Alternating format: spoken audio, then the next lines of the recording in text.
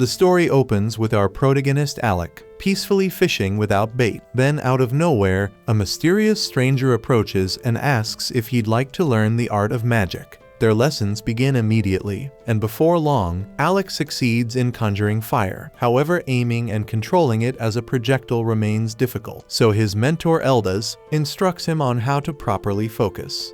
Eldaz instructs him to imagine the sensation of striking his target, and also tells him to picture the friends he'll have one day. Sooner or later, those companions will find themselves in danger, and Alec will need to step in and protect them with his magic. That idea works wonders since Alec strongly desires to shield the ones he loves. So Eldaz tells him to hold on to that feeling while inhaling deeply. At last, Eldaz tells him to open his eyes and let the spell fly, and Alec successfully launches 2 fireballs. Overjoyed, Alec grins ear to ear, and Eldaz commends him for the progress. Alec admits that today's spell was particularly hard since it took most of the day to master, but Eldaz reminds him that ordinary people need an entire month to reach the same level. Alec is pumped to learn a new technique, but Eldaz decides not to push him too far, knowing it could weaken the overall training. To cool off, Eldaz suggests they wind down with more fishing. Alec complains, saying he finds fishing boring and can only think about learning more magic. Trying to ground his eager student, Eldaz tells Alec that he's a gifted mage by nature. Even without someone guiding him, he believes Alec will grow into an exceptional mage, like the river that flows without resistance. Eldaz tells him to let destiny guide the rest. That leaves Alec wondering why Eldaz chose to teach him in the first place. Eldaz seems unsure how to answer, but before he has to, he's saved by catching a fish. And despite being a brilliant magic instructor, Eldaz is hilariously bad at fishing, so Alec steps in to help reel it in. The moment lightens the mood, and they share a laugh before calling it a day. By the following morning, Alec returns to his training. The new magic formula is tougher than the last, but Eldaz encourages him, saying he's more than capable. The days go by with Alec learning a fresh spell each and every day. Still, it's not all study and effort. One day, the two find themselves in a snowy showdown thanks to magic-fueled snowballs. But the peaceful days aren't meant to last forever, and eventually, Eldaz reveals that he'll soon be leaving the capital. Alec feels crushed by the news, knowing this means they'll likely never meet again, and Eldaz clearly feels the same. But even now, Eldaz still has advice to give. He warns Alec that if the opportunity ever comes to join the imperial court as a magician, he should turn it down. Alec doesn't understand the reason, but what he truly wants to know is why Eldaz taught him magic in the first place. Eldaz hesitates, emotion showing on his face, but he manages a gentle smile and says it was because Alec's mother helped him long ago, back when she was still alive. Those end up being Eldaz's final words to his student, leaving Alec silent and shaken. Years pass, and Alec, now a grown man, is attending the Royal Academy of Magic. He never forgot the teacher who changed his life, and in his search for answers, he discovers that Eldaz once graduated at the top of his class. He did become a court mage, but for reasons unknown, he was later exiled. Alec realizes now that this is likely the source of the sadness that always lingered in Eldaz's eyes. With this in mind, Alec makes a bold decision. He sets his sights on reforming the structure of the imperial court. To repay the debt he owes Eldaz, Alec swears to make a difference, and that begins by becoming a court magician himself. Time skips forward, and Alec has achieved his goal. He's now serving as a court mage, but that changes quickly as Prince Regulus announces Alec's dismissal. Regulus questions whether Alec even understands his own duties. Alec replies that his role is to assist the prince using his magic, but Regulus clearly has something else in mind. He presses further, asking if Alec fulfilled that role during their last mission, but Alec has no answer. The prince explains that he as a warrior leads from the front because that's his role, and their shield bearer Ix blocks attacks without hesitation because that's his role, and their mage Lenny uses flame spells to push back monsters because that's her role. But Alec, by contrast, has only ever used buffs and defense spells. Regulus says that's not enough, not for someone carrying the title of court magician. He questions whether Alec only holds the position in name. Alec admits that he's stuck to support magic so far, but insists there's a valid reason for it. Regulus isn't interested in hearing his side. He interrupts and tells Alec to just admit that all he knows is basic support magic. Then he calls him pitiful for pretending he's more than that. and the others jump in as well. Lenny mocks him, saying he's always warning the team not to go too deep into the dungeon, when really in her eyes, he's just scared. Alec is stunned by the words coming from his former teammates, but Lenny tells him that she was simply keeping quiet until now. It was the king who placed Alec in their group.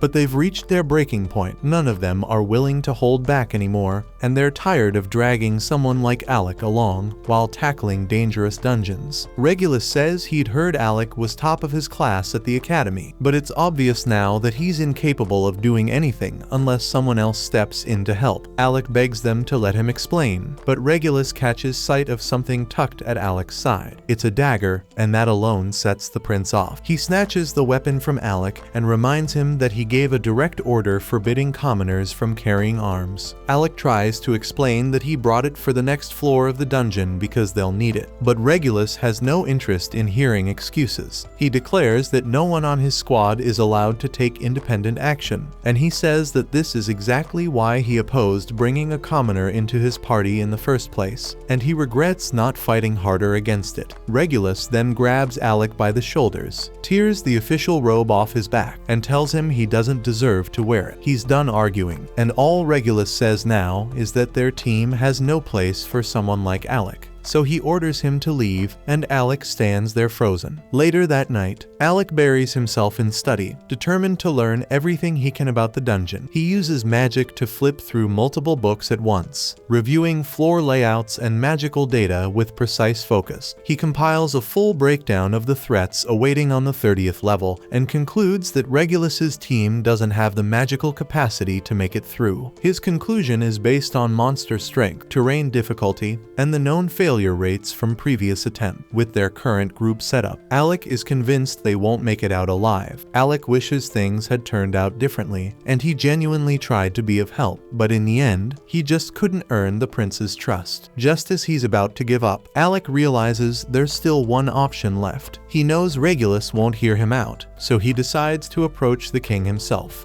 But when he reaches the castle, he's turned away at the gate because he's no longer a court magician, and ordinary citizens aren't allowed inside without official approval. Still, Alec refuses to leave and insists that he carries information too important to ignore. Right at that moment, Lenny shows up to remind Alec that he's been dismissed. She sneers that he's no longer a court magician, just another ordinary commoner. She says she's heard plenty of tales about his supposed brilliance back at the Magic Academy, but seeing him now, she figures those stories must have been lies. One rumor even claimed Alec broke records in the capital's dungeon. Until then, no one had gotten past the 30th floor, but allegedly Alec reached the 68th. Lenny always doubted that story, and now she feels validated. Alec doesn't respond to her jabs and chooses to stay silent because he still has something urgent to deliver to the king. He reminds her that it was the king himself who assigned him to Regulus's team, and that must mean the king trusted him. The message he carries is meant to protect the prince, and Alec believes the king would listen if he just had the chance to pass it on. Lenny returns, seemingly to accept the letter, only to shred it into pieces right in front of him. She says she's done entertaining a commoner's words, then orders the guards to toss his sorry ass out. Later, Alec reflects on how it's been 4 years since graduation, and he tells himself he really did try his hardest as a court magician. Still, he feels the weight of failure and knows he owes Eldas an apology. In the end, he couldn't reform the imperial court like he promised. Suddenly, a familiar voice calls out, and Alec turns to see Yorha, an old friend from the past. It's been 4 years since they last met, but she can tell right away that something's wrong. Alec apologizes for the gloomy mood, and Yorha vents her frustration about the kingdom of Galdana. She says she's sick of how this place clings to outdated ideals about noble blood and social class, and how discrimination still thrives because of that shit. Though she's clearly upset about what he went through, she also admits she's a little glad it happened. She reminds him of what she once said in the past, that one day she'd get him to join her team, and that's exactly why she came to the capital. Now's her chance, so Yorha asks if he'd like to dive back into dungeons, but this time with his old crew. She tells him she genuinely needs his strength, and that she'd be happy to have him by her side again. Alec is taken aback because it's a complete reversal compared to the way Regulus's group treated him. Once a court mage cast out for being dead weight, Alec has been carrying the weight of failure and doubt.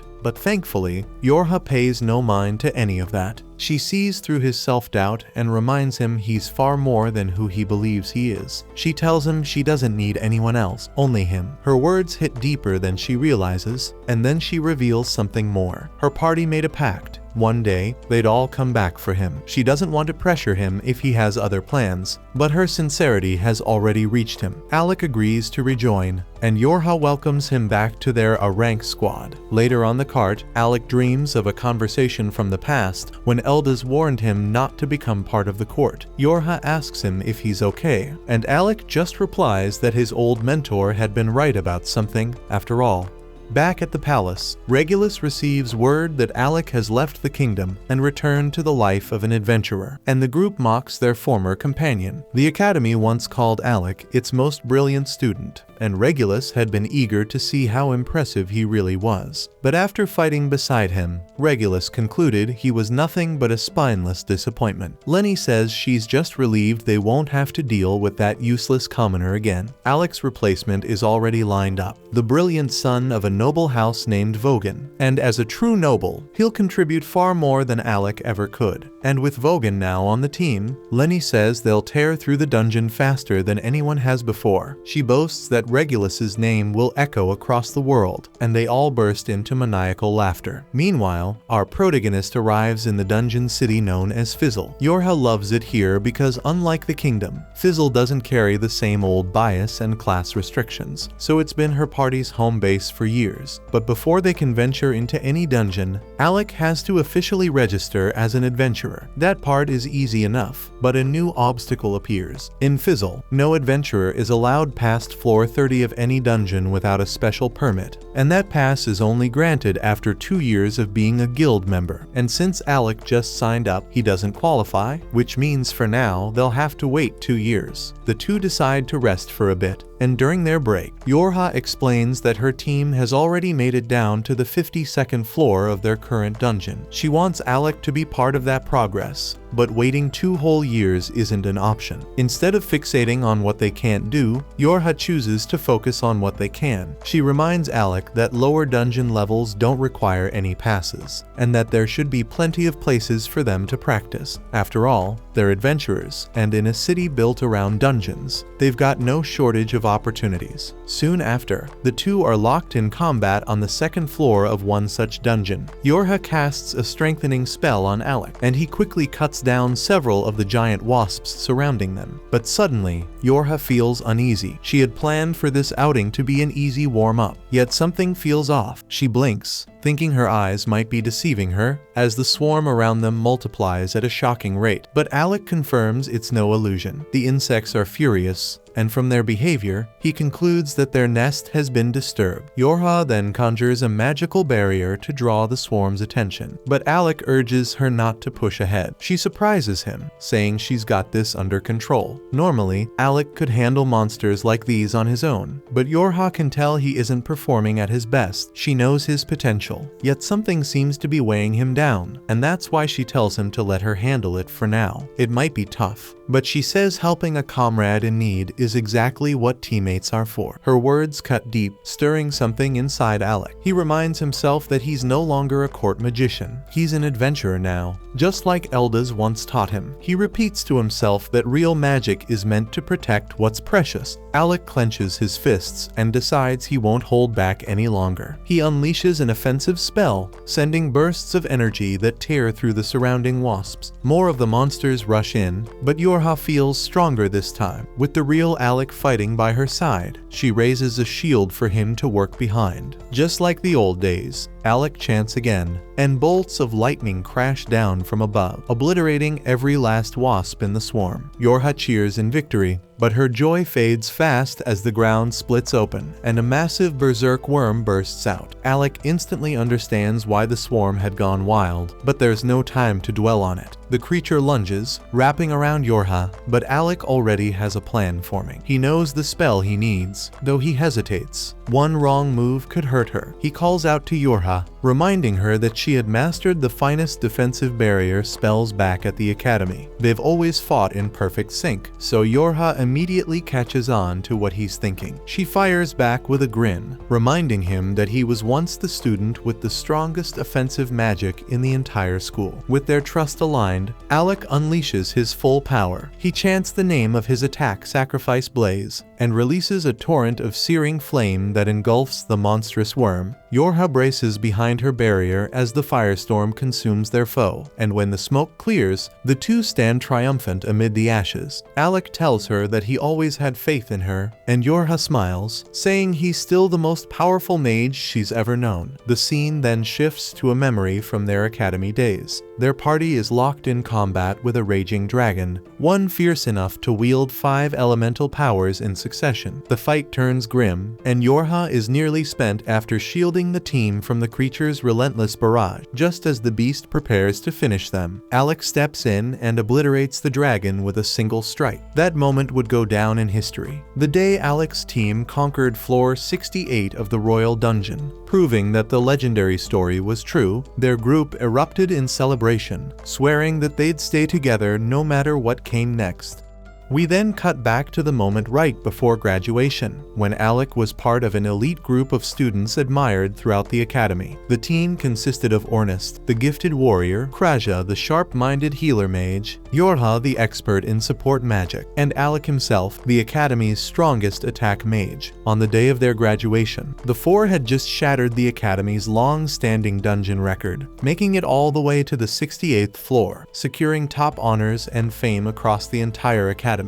But as they were walking back together, chatting about their future goals, Alec suddenly came to a stop and told them that he wasn't planning to continue with them because he'd decided to become a court mage instead. His teammates were visibly let down, especially Ornest, who had hoped that with Alec on board, they could have formed the strongest adventure team the world had ever seen. Still, he respected Alec's choice, knowing he must have had his reasons. But before they parted ways, Yorha made one thing clear, that she wasn't giving up, and the moment Alec became available again, she'd be there, waiting to bring him into her party. That brings us back to the present, where Yorha happily welcomes Alec to the team to celebrate. She treats him to a warm meal, but it turns out she doesn't handle alcohol very well, because after a single mug of beer, she's already slurring and barely upright. Within moments, she's out cold, slumped in her seat, so Alec places his jacket over her so she doesn't catch a chill. That's when a man suddenly appears behind him, commenting that Alec seems unusually thoughtful for an adventurer. Assuming he's just a random drunk causing trouble, Alec chooses to ignore him and turns away. But the man doesn't like being brushed off, and he angrily swings his bottle at Alec. The glass shatters, but Alec had already activated a barrier spell, blocking the attack with ease. He prepares to respond, but the man surprises him by calling him by name and saying he lives up to the rumors, then sliding a dungeon permit across the table. He tells Alec to treat it as an apology for such a rude test. Alec, still a bit irritated, now feels more confused than anything. He has no idea who this man is, until Yorha, still groggy from her drunken state, suddenly sits up and asks what the guild master is doing here. Alec freezes in place, realizing the man is none other than the guild master himself. The guild master then calmly tells him that he'd like to see what the former court magician is truly capable of, and invites him to come to the training grounds for a demonstration. Soon, they arrived at the guild's testing chamber, where the man finally introduces himself properly as Leviel Stamp. Alec immediately recalls hearing tales of Leviel's past, and he was once a member of an elite S-rank adventuring team, so Alec knows this fight won't be easy. Still, he's thrilled because he sees this as the perfect opportunity to sharpen his edge before stepping into a real dungeon. As soon as the match starts, Alec opens with a thunderbolt, but Leviel swiftly dodges and retaliates with a slicing water slash. Alec quickly realizes that ranged magic won't work well in this fight, and he'll have to go in close if he wants to stand a chance in this duel. But before he can get close, Leviel activates body enhancement spells, dramatically boosting his speed and strength. He moves so fast that Alec struggles just to follow him with his eyes. And when Leviel finally attacks, Alec manages to throw up a barrier just in time. But even with the shield, the impact sends him crashing into the wall. Yorha flinches in concern, but Alec soon gets back on his feet, assuring everyone he's alright. He admits the speed caught him by surprise, but now that he's experienced it once, he starts thinking of ways to react to it. Then, a grin forms on his face because he remembers that back when he served the prince, he was forbidden from taking initiative in combat. But now, as an adventurer, he has no such restraints, so he's not just limited to dodging and support spells anymore. Channeling his magic into his staff, Alec reshapes it into a glowing blade and charges straight at Leviel. In response, Leviel fires off another water slash, but Alec slices through it with ease, closing the distance. Leviel's impressed, but he doubts Alec will be able to do the same once he starts throwing punches. He strengthens his body even further and darts toward Alec again. But this time, Alec is ready. Just as Leviel gets into striking range, he triggers a hidden thunderbolt spell that explodes right in his face, stunning him long enough for Alec to land a direct strike with magic blade. Leviel stumbles back, genuinely surprised that Alec managed to break through his defense. He finally understands why Yorha always speaks so highly of him, but the test is far from over. With a smirk, Leviel activates the ancient artifact in his possession, and then massive, glowing gauntlets form around both his arms, and one swing from them slams into the floor and leaves a freaking crater behind. Alec instantly understands that taking even one hit from those gauntlets would be catastrophic, so he knows he has to tread carefully. Still, he refuses to back down and casts another thunderbolt spell, but this time the effect barely slows Leviel at all. The artifact Leviel activated has a secondary effect. It gradually regenerates his wounds. That means the longer this fight drags on, the slimmer Alec's chances of winning become. Realizing he has to stop Leviel from healing, Alec keeps up the pressure, launching rapid strikes. But none of his hits are landing because Leviel's speed and movement are too precise. Frustrated, Alec taunts him, asking if he's too afraid to face him head-on. The jab works, and Leviel swings back hard, losing his precision and exposing himself just long enough for Alec to slash him across the stomach. It's the opening Alec was hoping for, so he's finally landed a solid hit, but he knows it'll take far more than that to defeat Leviel. Leviel charges in again, and Alec throws up a barrier, but the punch blasts through it, shattering the shield completely. Even so, the impact slows Leviel down just enough for Alec to drive a spell-boosted strike into his chest. Leviel is not willing to lose, so he slams his fists down with a devastating hammer blow, kicking up a giant cloud of dust that covers the field.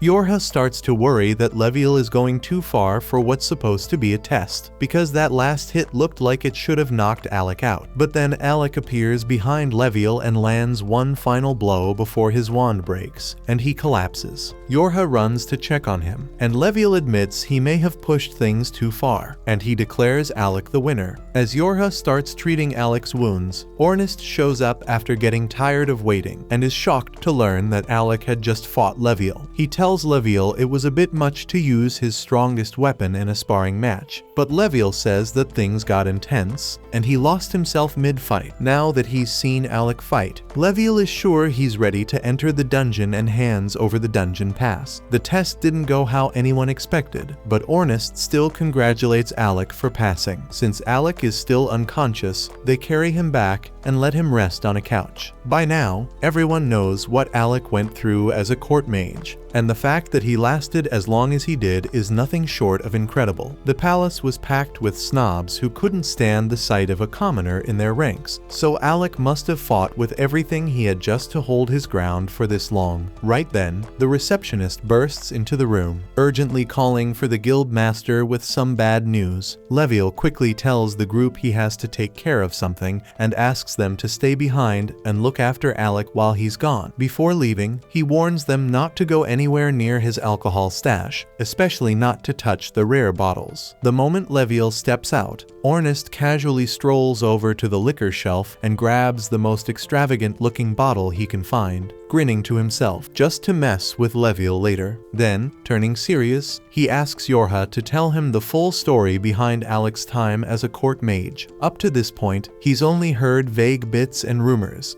and what he hears stuns him. Alec's job was to serve as the prince's personal protector, but he was banned from carrying a sword or using any magic that could outshine the prince. He was even ordered to carry supplies and manage the inventory during their travels. And the worst part was that after being forced to rely entirely on support spells, the prince had the nerve to call him useless for not using attack magic. That last detail throws Ornest off, and he always thought Alec specialized in offensive magic. Yorha confirms that's true. Alec specifically went out of his way to learn support spells just to stay on the prince's good side, even though it didn't suit him. Hearing all that, Ornest is furious. The mistreatment Alec endured is far worse than he expected, and the second Alec starts to stir awake, Ornest doesn't hold back, and he tells him they should forget about the dungeon for now and go teach that spoiled prince a lesson he won't forget. But Alec, still groggy, calmly tells Ornest to let it go. He admits it still bothers him, but not to the point of seeking revenge. Ornest offers to go beat the guy up for him,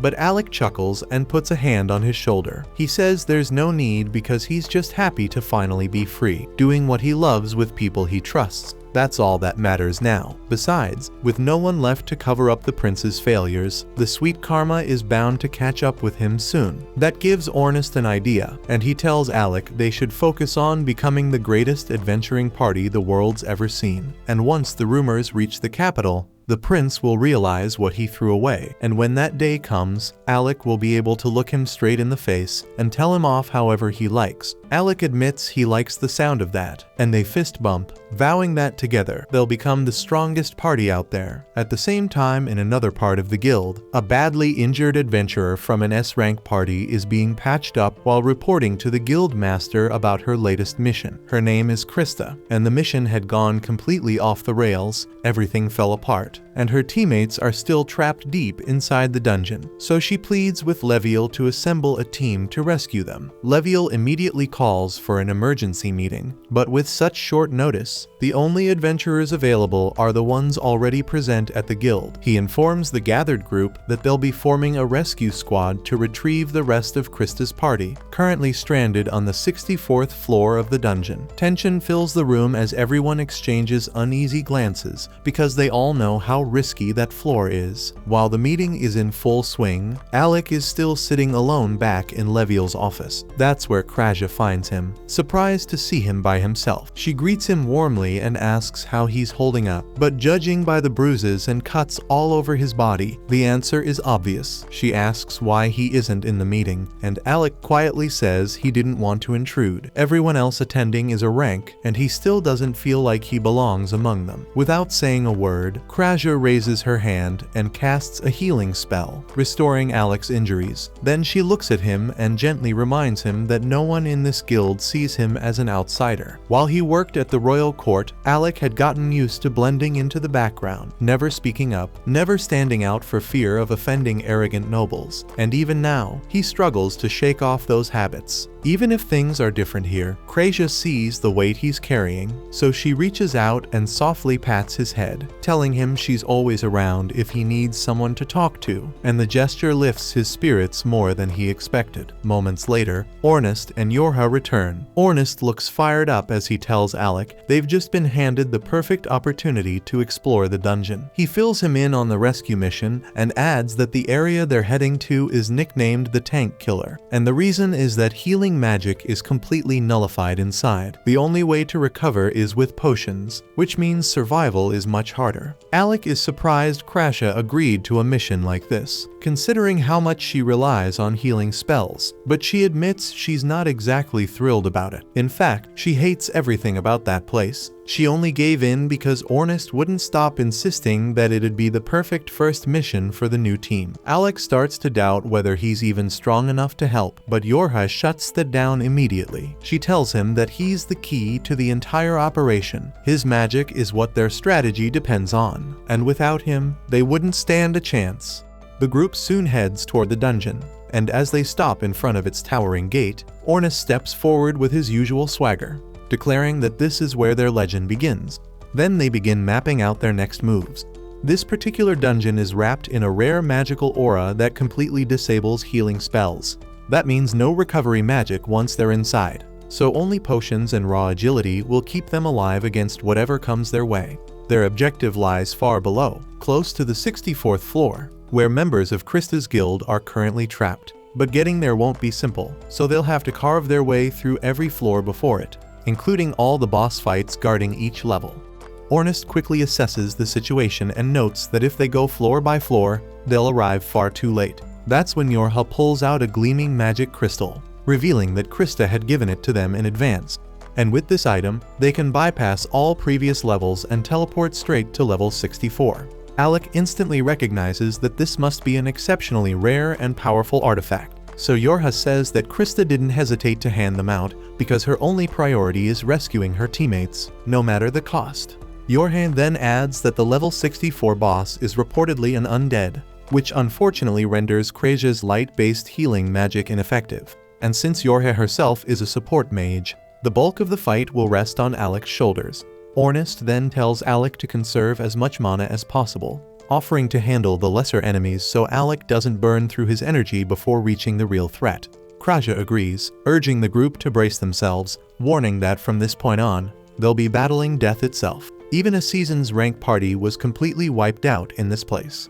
Instead of being intimidated, Ornus grins with wild energy, more alive than ever. He rallies the group, shouting that this is where the tale of their legendary party truly begins.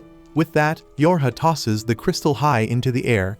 As it shatters, it activates, instantly teleporting them deep into the dungeon, right to level 64.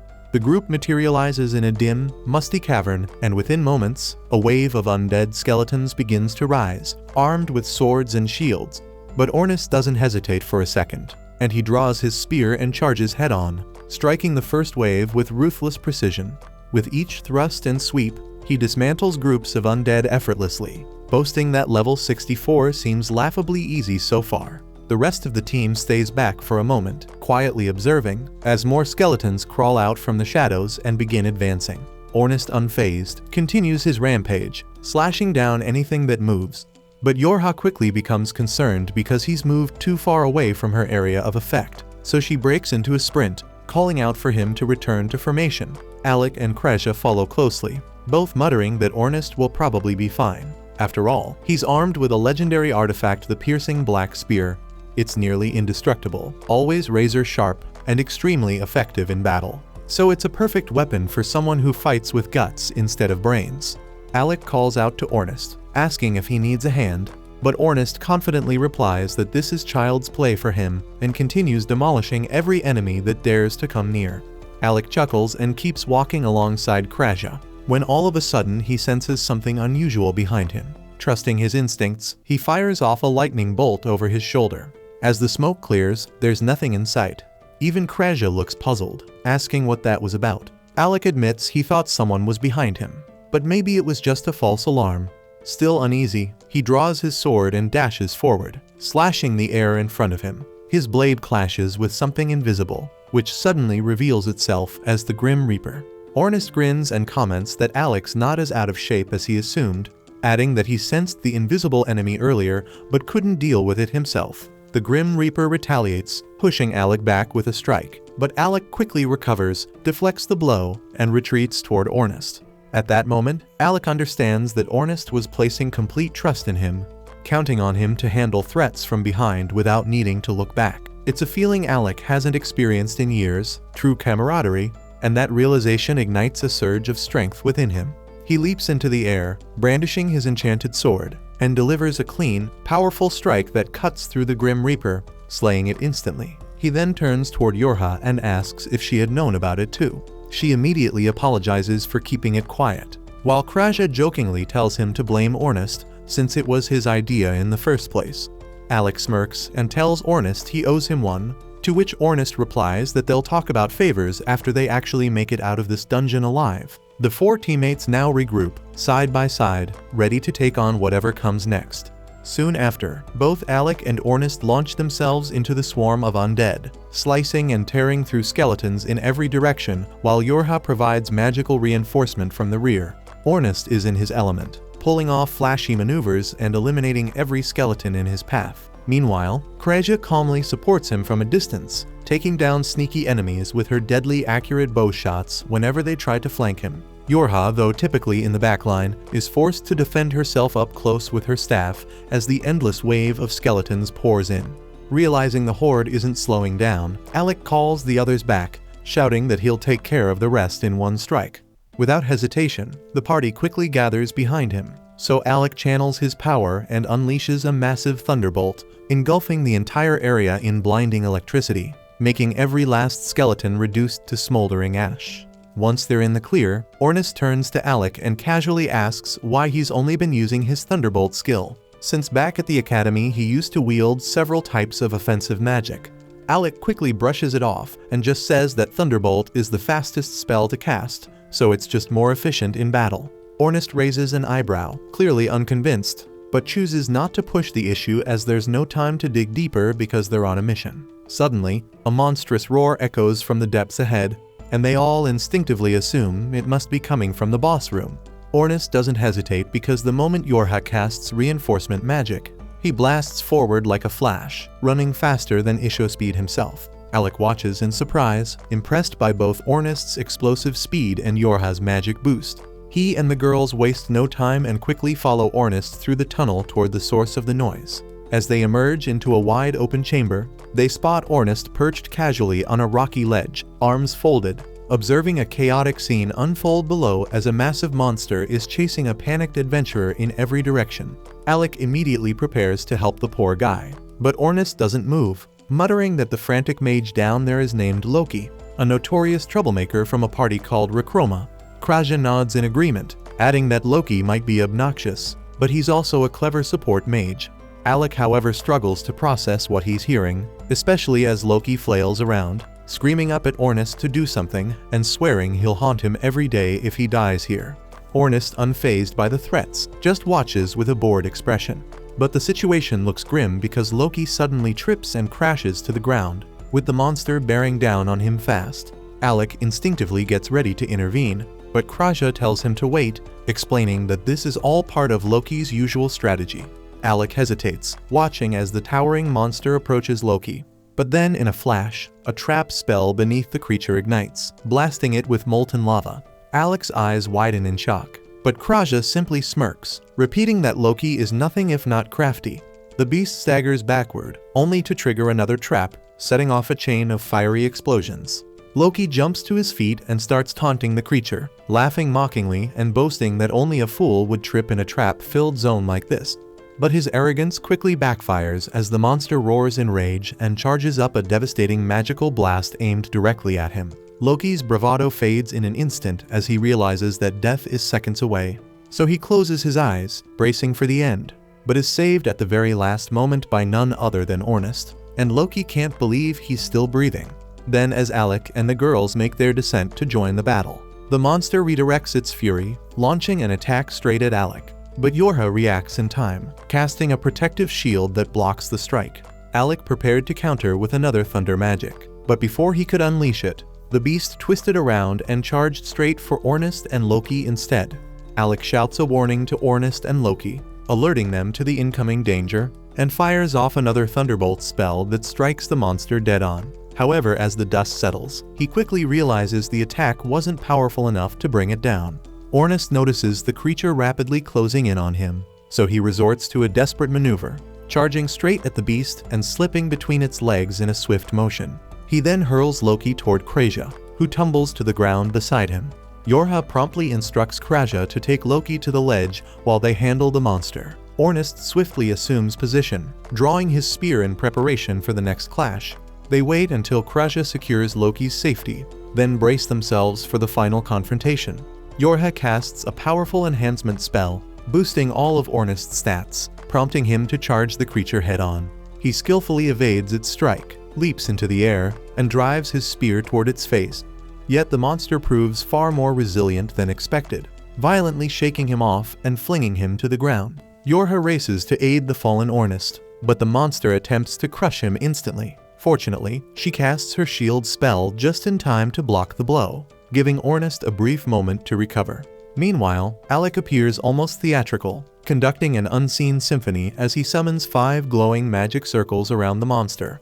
Loki observes in disbelief, remarking that even generating 3 circles is incredibly difficult. For Alec to conjure 5 simultaneously, he must be a prodigy, but Kraja calmly replies that Alec is capable of far more. To Loki's astonishment, Alec proceeds to summon 20 magical circles at once. Then, as the monster lunges forward, Ornest climbs up its body and strikes its tail, buying Alec the precious seconds needed to complete his spell. Ornest then leaps away just as Alec finishes his incantation and unleashes a devastating barrage of thunderbolt magic that electrocutes the beast, freezing it mid-motion. But when Alec moves in to deliver the final blow, the creature unexpectedly sidesteps, narrowly evading the attack. The monster immediately begins charging its own magical blast, but Kraja quickly casts a blinding spell, momentarily disorienting it. At the same time, Yorha uses her magic to summon enormous glowing chains that bind the monster tightly in place. Taking full advantage of the moment, Ornest hurls his spear like a javelin, landing a direct hit through the creature's skull as Alec prepares to finish it for good. But to everyone's surprise, the monster still manages to move and immediately begins casting its devastating magical blast once more. Alec, however, remains calm and unmoved, preparing to unleash a spell so rare that only 2 people in the world even know it. One is his mentor Eldas, the very mage who created it, and the other is Alec himself, who learned it directly under his guidance. As the creature hurls its charged blast toward Alec, he counters it with reflection magic, sending the attack back with twice the force. But the Dame monster is incredibly resilient and somehow survives even that. Now barely hanging on, the beast attempts the same spell again, but this time Alec combines his reflection magic with multiple layered magic circles, engulfing the monster in a brutal inferno. The beast is incinerated where it stands, and Ornest follows up by slicing its head clean in half, bringing the battle to an end. With the fight over, the group begins to celebrate their hard-won victory. But their moment is cut short when Loki steps forward, thanking Alec for his help and revealing that he knows who he is, specifically, that Alec is the court magician. Alec casually replies that he's no longer with the royal court, to which Loki responds that it's the prince and his party's loss. He then drops a bombshell. The monster they just defeated wasn't even the floor boss. It was merely one of the sub-bosses that had foolishly chased after him and ended up separated from the rest. This revelation stuns Alec and the others, who now question how powerful the real boss must be if even a sub-boss pushed them to their limits. Loki then reveals that the true floor boss is a necromancer clad in pitch-black armor, masquerading as a knight. He warns that regular physical attacks don't do much damage and are mostly useful for stalling. Turning toward Alec, Loki presents him with a magical wand topped with a silver cross. Alec instantly recognizes the relic as Loki reveals it to be a long-lost ancient artifact. As soon as Alec grips it, the wand transforms into a gleaming sword in his hand. Ornest is skeptical and questions Loki's motive for giving away something so valuable. Loki just chuckles and admits he plans to use Alec as bait on the front lines. The entire group stares at him in disbelief, unsure if he's joking. But Loki explains that Alec, with his frail appearance, would look like an easy target. By placing him at the vanguard, they could lure the boss in, catch it off guard, and then spring a coordinated ambush, securing victory and earning the glory of slaying an S-ranked boss. At the same time, the prince and his team find themselves fleeing through the depths of another dungeon by 2 enormous caterpillars. The prince is completely thrown off by the situation, unable to grasp how things have spiraled so far out of control, especially given that he's never had any trouble handling these types of creatures in the past. Without hesitation, he orders Lenny to destroy them using magic. She makes the attempt, but for reasons she can't explain, her spells simply refuse to activate. Irritated, the prince lashes out, calling her useless and insisting that he'll take care of the threat personally. However, the moment he swings his blade, it bounces harmlessly off the monster's hide. And it's in that exact moment he starts to realize that something is very wrong, and he takes a hit.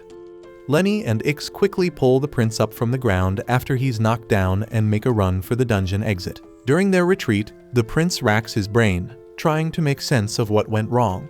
His attacks used to carry far more force, and now that he reflects on it, He realizes that his decline in strength began right after he removed Alec from the group. But rather than acknowledging that Alec may have been a valuable asset, the prince convinces himself that Alec must have cursed him out of spite. Once they've made it out of the dungeon, the prince immediately visits one of the royal magicians, Vogan Fornius, to investigate whether he's under the influence of a curse.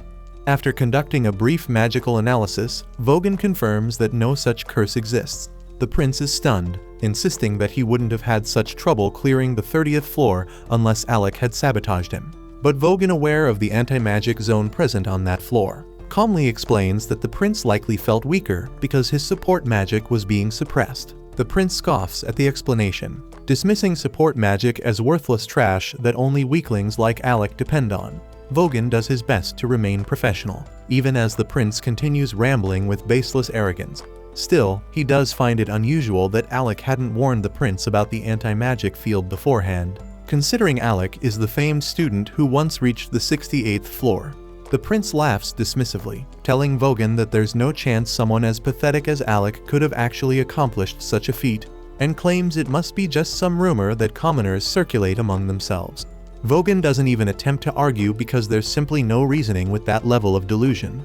But at that moment, a royal guard steps into the room and informs the prince that the king wishes to speak with him regarding Alec's situation. The prince grins, confident that his father will support him.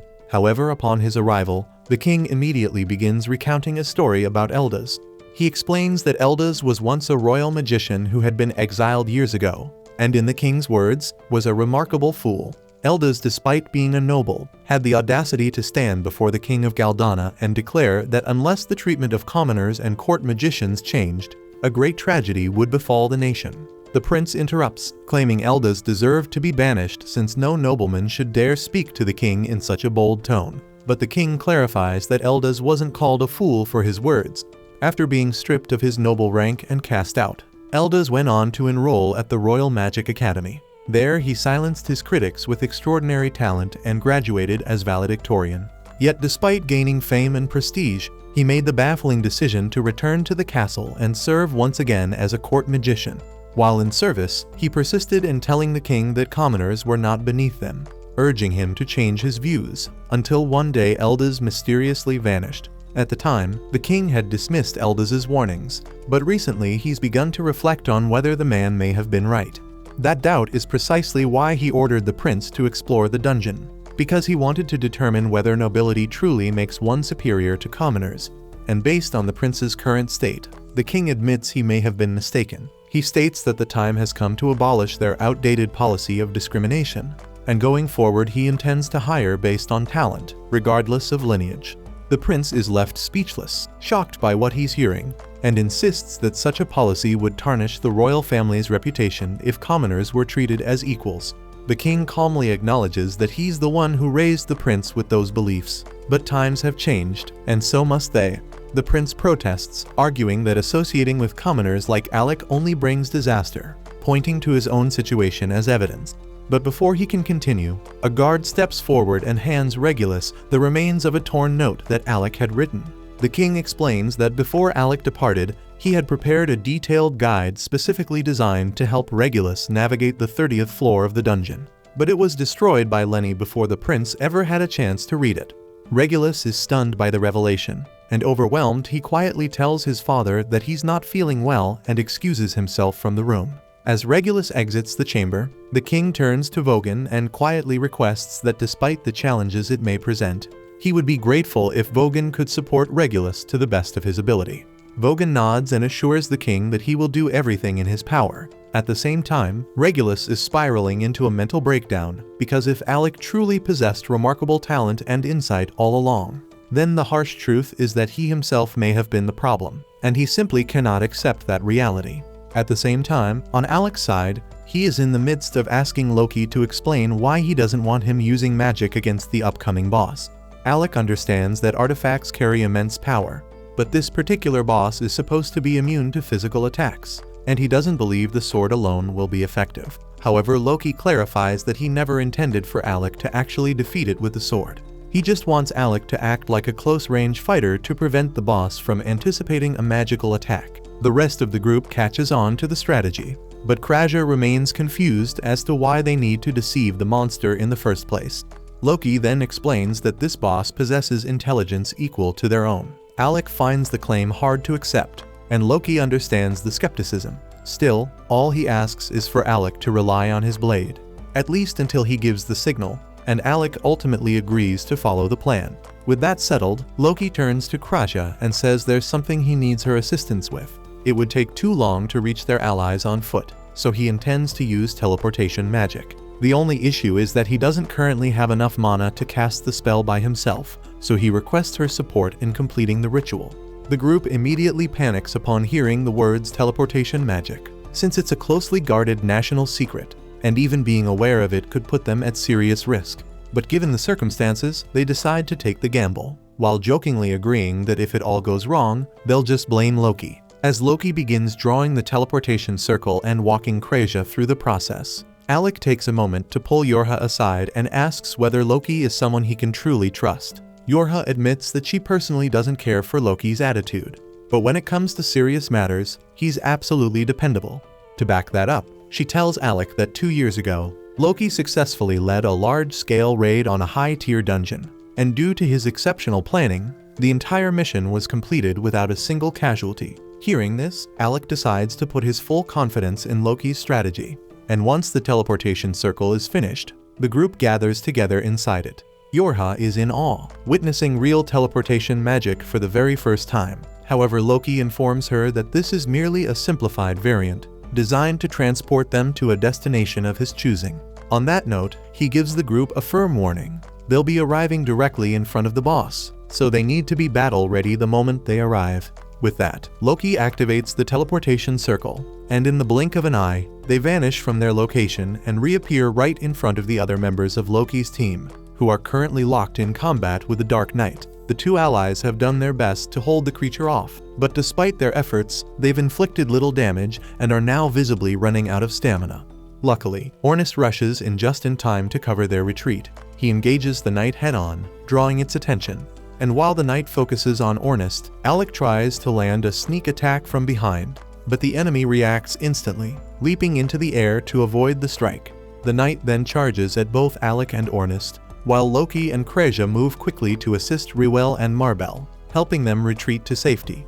The knight's armor is incredibly dense, and from what they can tell, there's no actual body inside it. But that makes no difference to Ornist, because he rushes forward again, striking at the knight. The enemy attempts to jump over him, but Ornist was ready for that and pinned the knight's cape with his spear into the ground, creating a perfect opening for Alec to sever the knight's head. As the heavy steel helmet crashes to the floor, Alec wonders if that was enough to finish it off. But in battles like this, things are never that simple. The knight suddenly begins to stir once more, and grotesque tendrils burst out of its now exposed neck. So it becomes clear that this is an undead headless horseman, and the creature they had slain earlier must have been its mount. For a brief moment, Alec gets caught up in his thoughts, and by the time he snaps back to reality, the Dullahan is already airborne and descending toward him with a powerful attack. Alec raises his sword in a panic to block the blow, and barely manages to withstand it. The monster is faster and stronger than before, confirming Alec's suspicion that it had been holding back earlier. So from this point forward, the fight is only going to become more intense. But luckily, he doesn't have to face it alone. While Alec is holding his ground, Yorha is continuously casting buffs on Ornist, and once he's fully charged, Ornist launches himself forward and lands a brutal hit on the knight, giving Alec just enough of an opening to knock the creature back. Alec is stunned by how resilient the knight's armor is, because if his weapon weren't a powerful artifact, it would have shattered long ago under the pressure of such fierce blows. Even worse, the fact that their opponent is undead means that no matter how many times they manage to knock it down, it will always regenerate and rise again.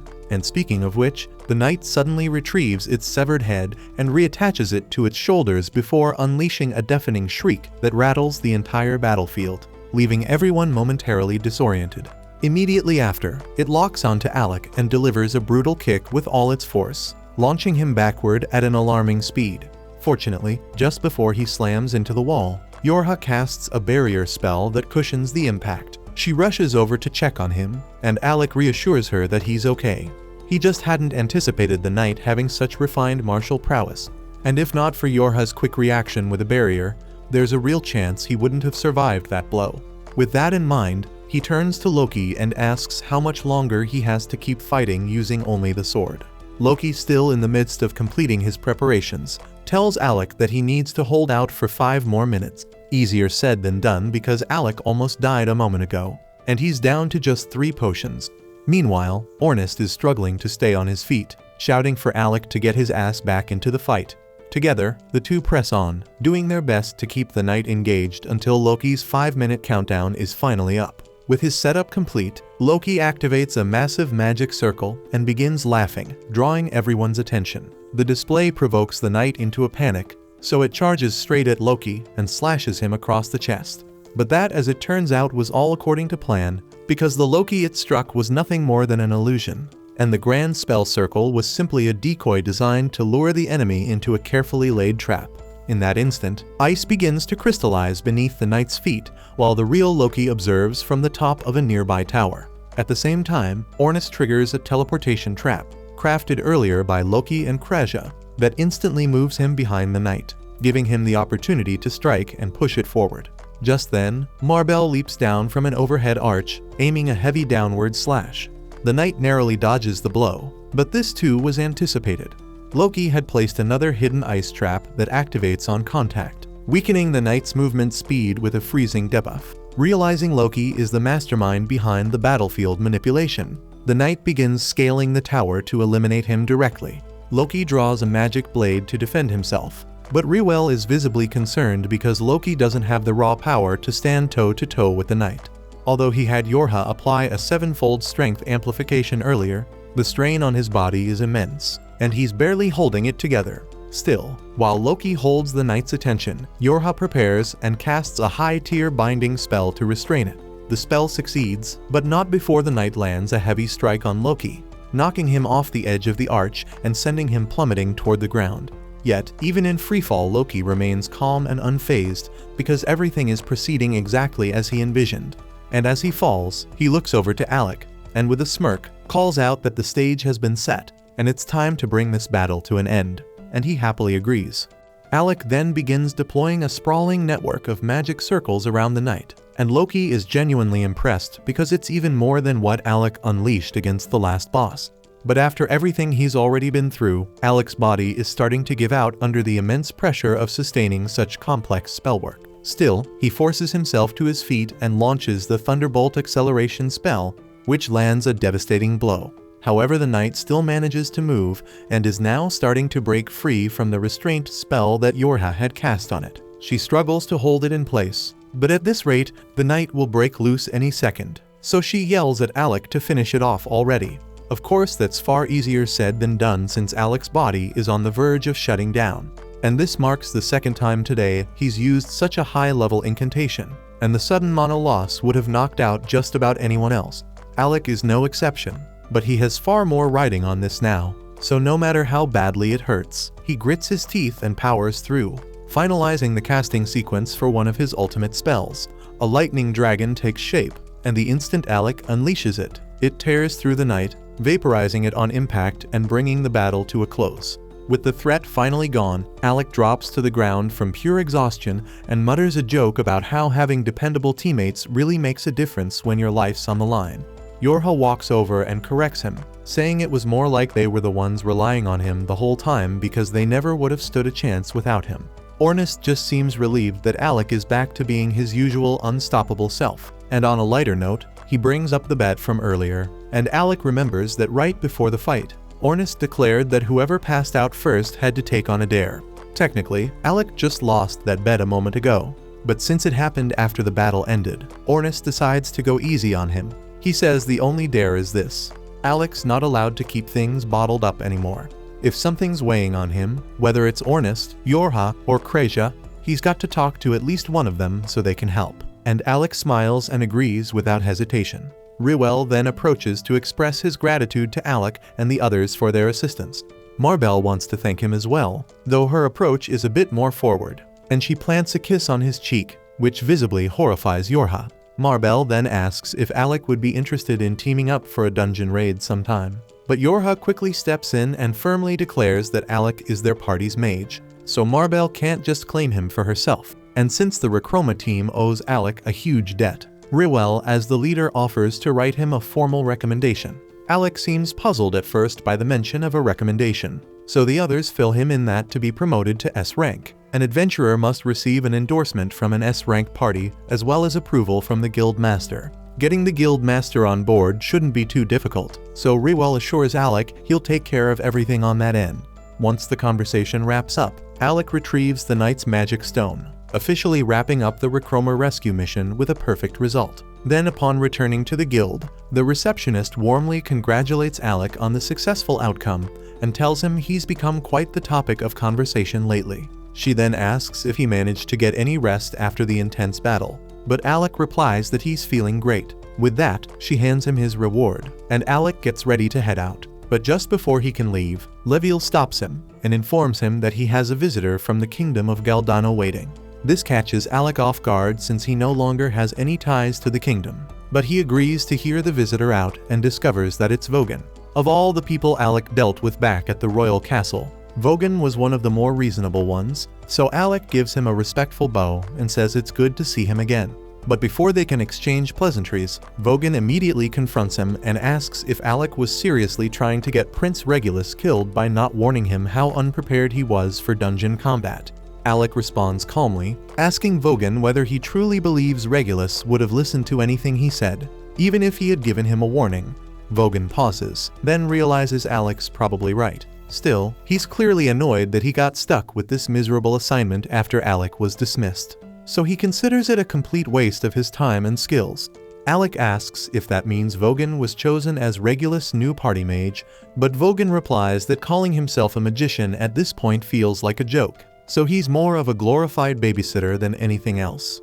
After Alec's departure, Regulus attempted to tackle the 30th floor of the dungeon solo and ended up suffering serious injuries as a result. Vogan had hoped the incident would serve as a teaching moment, giving Regulus a chance to reflect and grow.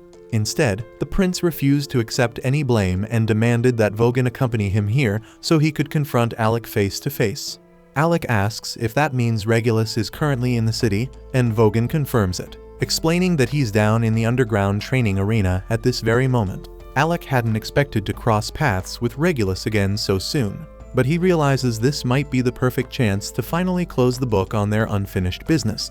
So even though Alec would be entirely justified in ignoring Regulus altogether, he decides to go meet him in person and put an end to it properly. As they descend the stairs, Vogan comments that the only thing Regulus has going for him is his stubborn pride.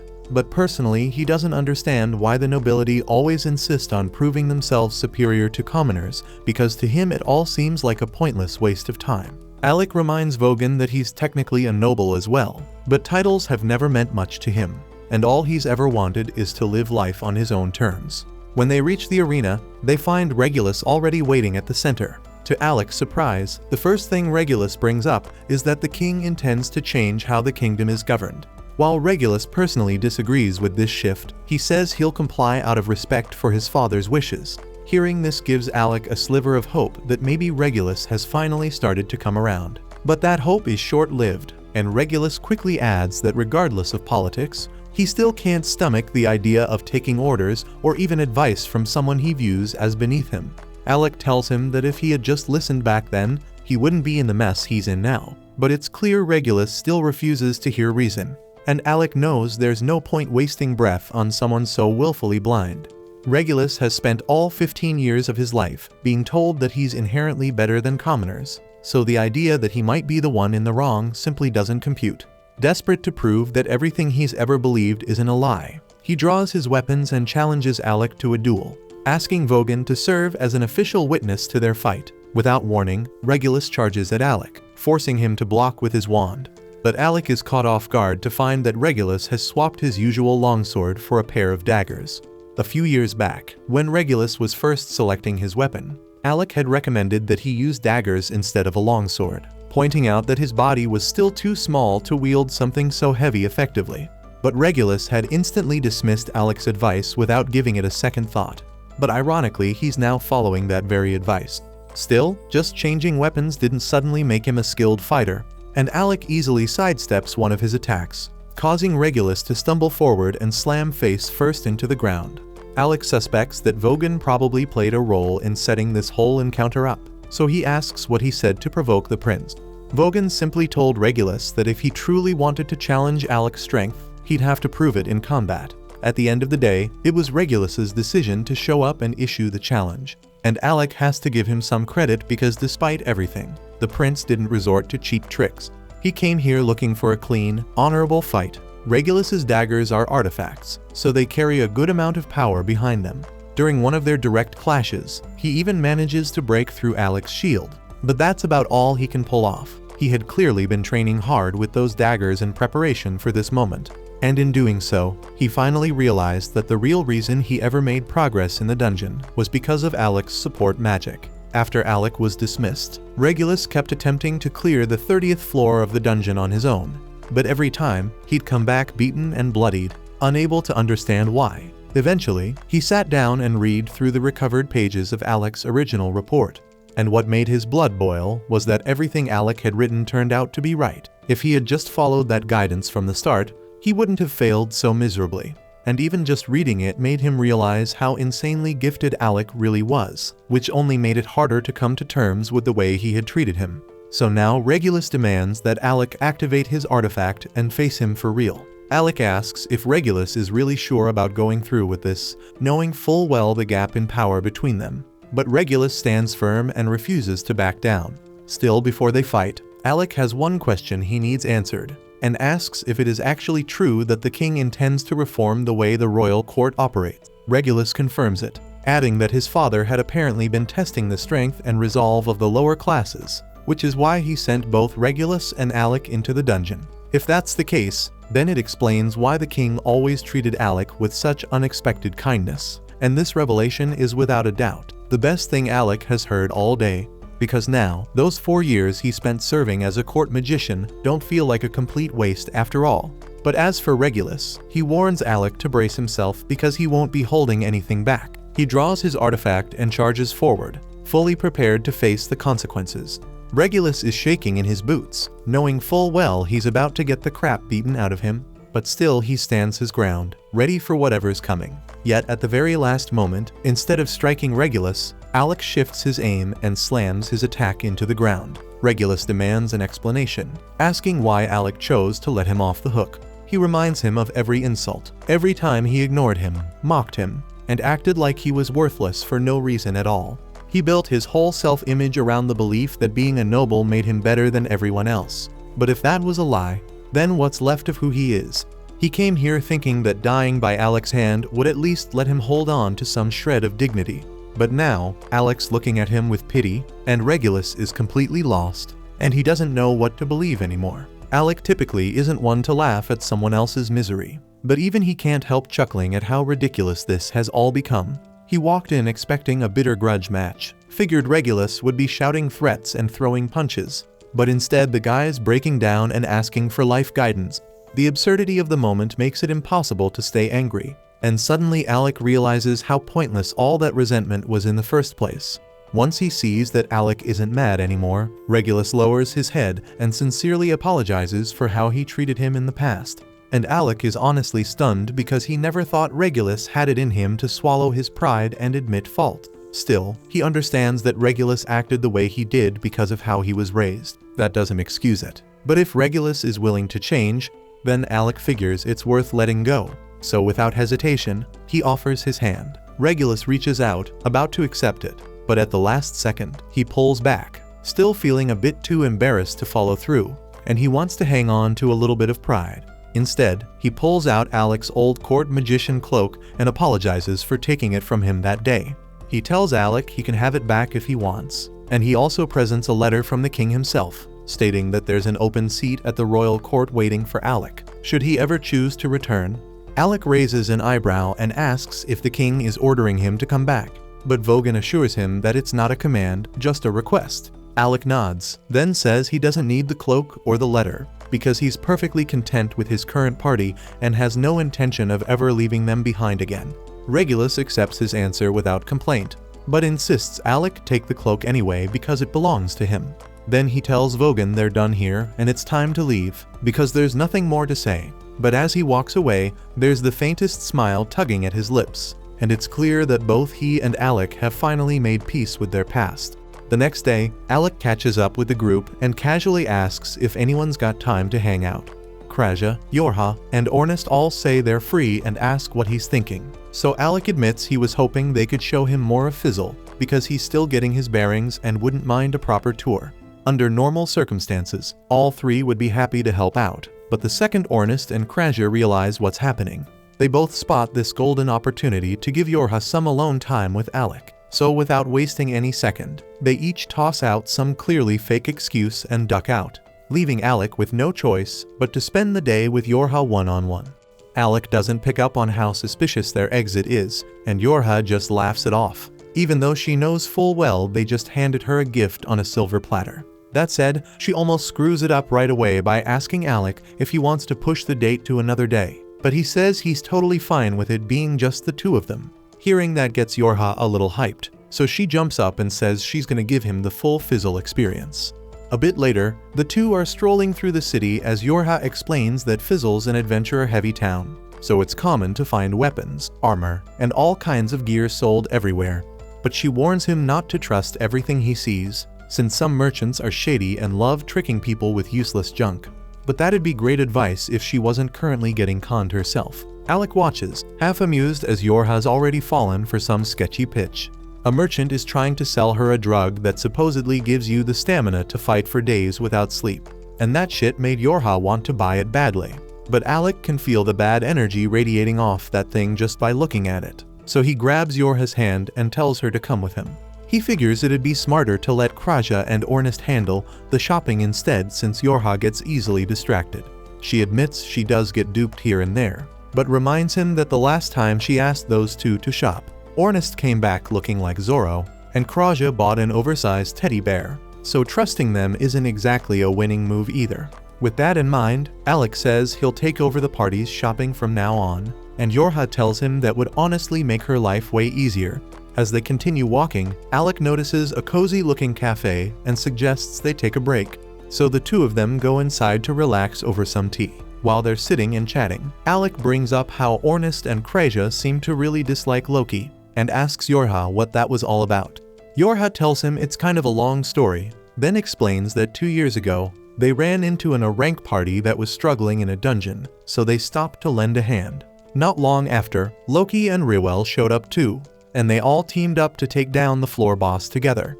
But during the fight, Ornest got injured while shielding one of the rank adventurers by taking a blast of acidic spit straight to the back. He tried to act tough afterward, pretending he was fine, but his legs gave out on the way home, so Loki and Rewell had to carry him back. Up to that point, Loki had treated Ornest decently, but while Ornest was knocked out, his spear kept smacking Loki in the head, and eventually Loki lost his patience and chucked it into the forest, gone for good. Yorha doesn't think Loki meant any harm by it. In fact, he probably assumed it wasn't a big deal, since the spear was already in bad shape. But to Ornest, that spear meant a lot, and when he woke up and learned what happened, he was seriously pissed off. Still, he might have let it go if Loki had just apologized, since it was clearly a dumb mistake. But Loki genuinely couldn't understand why Ornest was so upset over a beat-up weapon. Ever since then, the two haven't been able to see eye to eye, and Yorha admits it's kind of ridiculous that a busted spear is what started the whole feud. Alec agrees, but that still leaves the question of why Kraja doesn't like Loki either. Yorha laughs and says Kraja doesn't actually have a real reason, she just doesn't vibe with the guy. A little later, Alec and Yorha are walking through town again when she starts reminiscing about all the time they used to spend shopping together back in Galdana. They'd pool their gold to buy healing items, and she even remembers how Kraja once tried to brew her own potions, but every single attempt turned into a disaster. As they keep walking, Yorha suddenly stops in her tracks. Her eyes lock on an elven ribbon hanging in one of the market stalls, and she's stunned. These rare accessories boost the wearer's magic power, and she's been searching forever for one. But the price tag is steep 50,000 gil, and she doesn't have anywhere near that much on her right now. She's clearly upset, knowing someone else will probably snatch it up before the day's over, and seeing how much it means to her, Alec decides on the spot to buy it for her. Yorha looks at him, a bit unsure, and asks if he's really okay dropping that kind of cash on her. But Alec tells her it's for the good of the team. Her magic plays a huge role in keeping their coordination tight. Plus, he's sitting on a mountain of savings from his days as a court magician, and honestly, he wanted to treat her to something nice. Yorha beams and tells him she'll treasure the gift with all her heart, and Alec's happy to hear that. The two of them spend the rest of the day enjoying the city together, checking out different spots and soaking in the atmosphere. As the sun begins to set, they end their outing by heading up to the top of the clock tower to watch the view. Yorha turns to Alec and asks what he thinks of Fizzle, and he says he loves the energy here because the way everyone's so full of life and free-spirited makes him feel like a real adventurer for once. After hearing that, Yorha gets a little more serious and asks Alec if being in her party is truly what he wants. She brought him in right after he got exiled from the royal capital, and she can't help but feel like she took advantage of his situation, like she pressured him into joining when he didn't have any other options. She tells him that if he ever wants to leave, she won't hold him back, but Alec cuts her off and says sure. There were a few things he had planned back in Galdana before leaving, but that doesn't matter anymore. What matters now is chasing the goal Ornest threw out there, becoming the strongest party in the world. And he knows there's no way he can reach that without Yorha and the others by his side. So he's not going anywhere. That answer puts Yorha at ease, and she's especially glad to hear it because it's rare for Alec to speak so openly. He's usually the kind of guy who keeps everything bottled up. Alec says he just felt like it was time she knew how he really felt. And actually, there's one more thing he needs to tell her. Yorha starts blushing, thinking this might be the moment he confesses his feelings, and she even starts leaning in, expecting a kiss. But Alec suddenly chuckles and says the only reason he's being so open is because he lost a bet to Ornest, and part of that deal was that he's not allowed to hide what he's thinking anymore. Yorha instantly realizes Alec still has no clue how she feels about him, and it leaves her totally flustered. She had really hoped he'd finally make a move, but he's not. Frustrated, she turns away, trying to hide her embarrassment, while Alec just stands there confused, completely unaware of why she suddenly looks so upset. The following day, Ornest heads over to wake Alec and finds him completely knocked out in bed, surrounded by a pile of books. He tries the usual way, calling Alec's name, but when that fails, he just yanks the covers off and shouts for him to get the hell up. Ornest reminds him that a proper adventurer is up at the crack of dawn, ready to go. Alec gets it sure, but he still doesn't understand how Ornest has this much energy first thing in the morning. Once Alec is dressed and ready, the two of them step out into the backyard to start their morning training session. They go at it full force, and Yorha, watching from the side, warns them to dial it back before one of them ends up getting seriously hurt. Of course, the warning goes completely ignored, and if anything, it just fires them up more. Both guys are hell-bent on proving they've got the edge, and the clash only gets more intense. It finally wraps up when Alec's sword shatters mid-strike against Ornest's defense. Ornest technically wins, but still calls Alec a damn monster for being able to keep up that well while being a mage.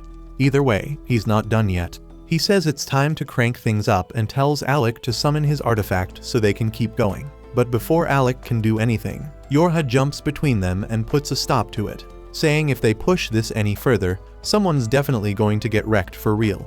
Right at that moment, Loki decides to make an entrance. Seeing them all training hard, he smugly steps in and offers to give them a few tips. After all, he is an S-rank adventurer.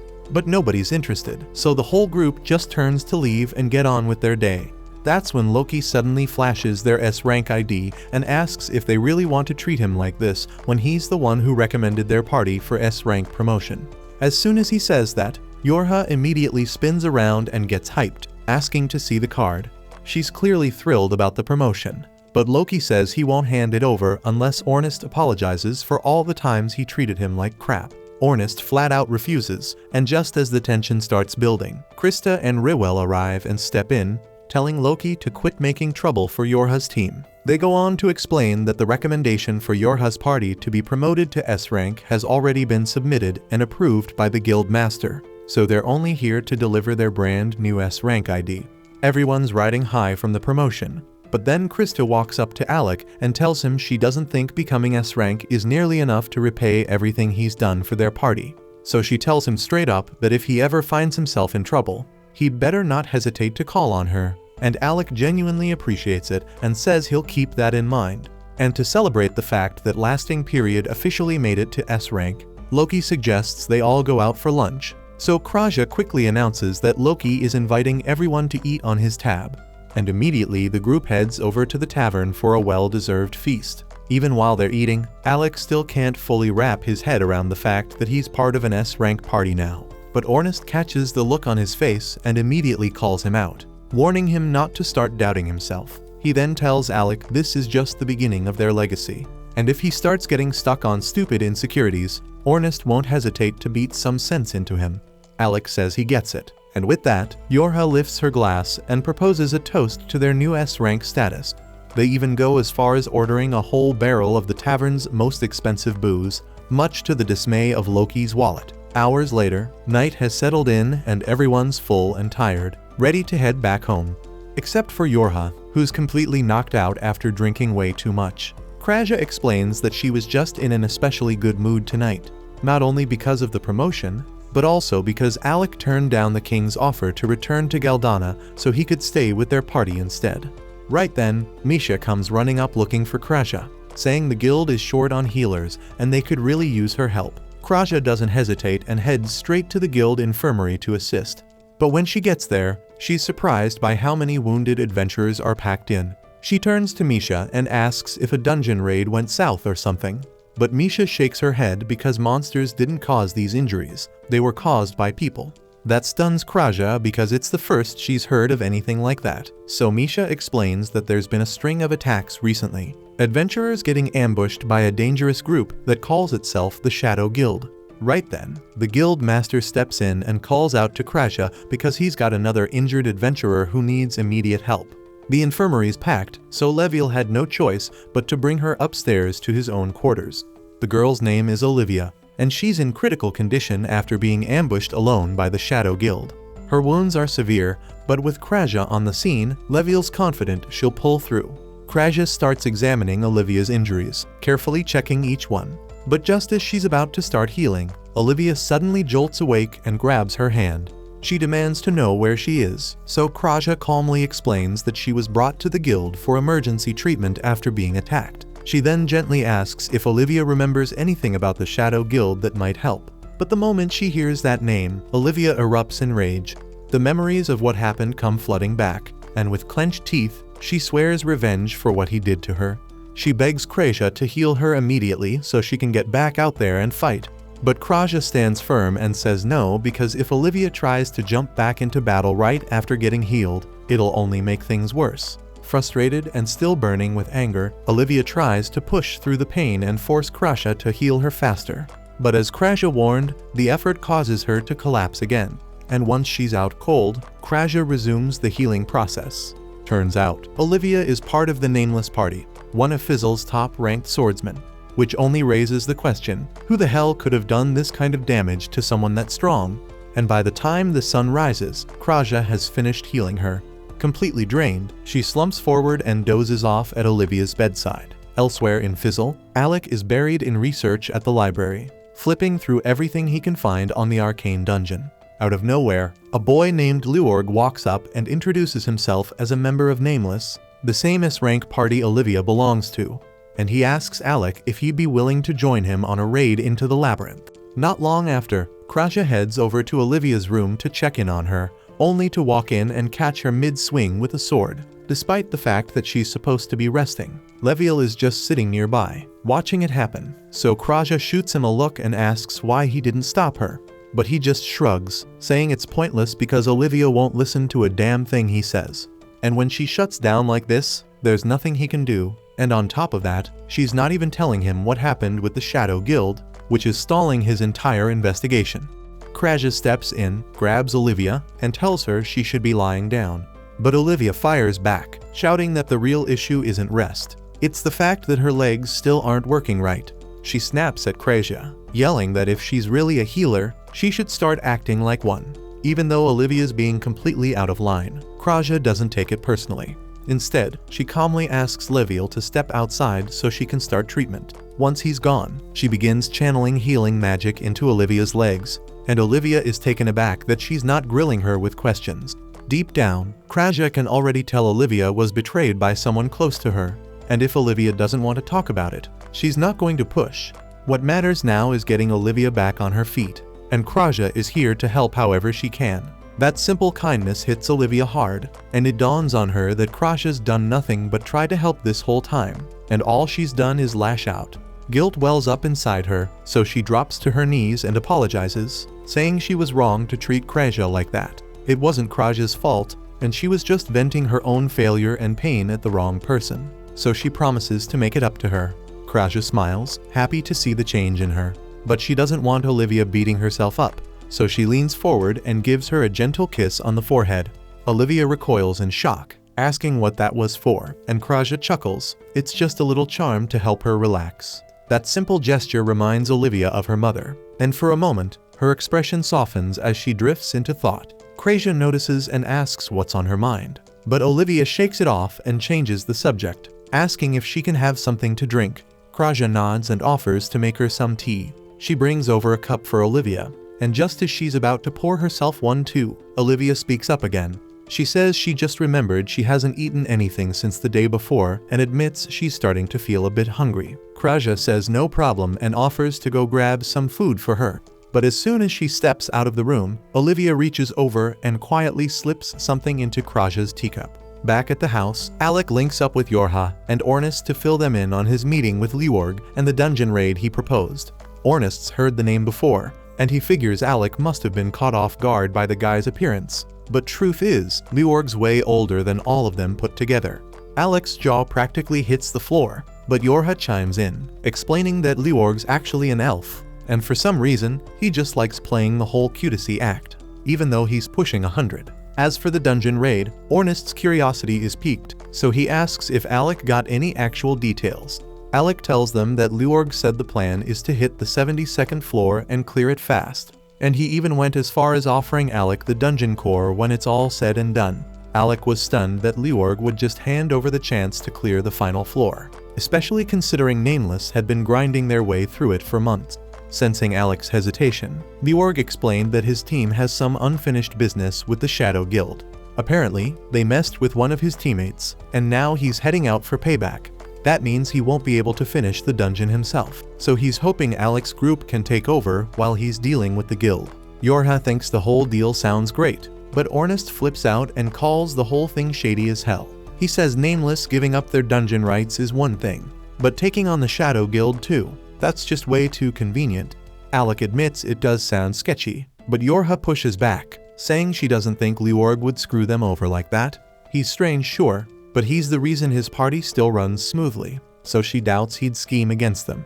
Anyway, standing around won't get them any closer to the truth, so Ornest grabs the core and says that the rude girl Kraja was patching up yesterday. Turns out she's from Nameless, so if they want to know if Leorg's telling the truth, they should just go ask her.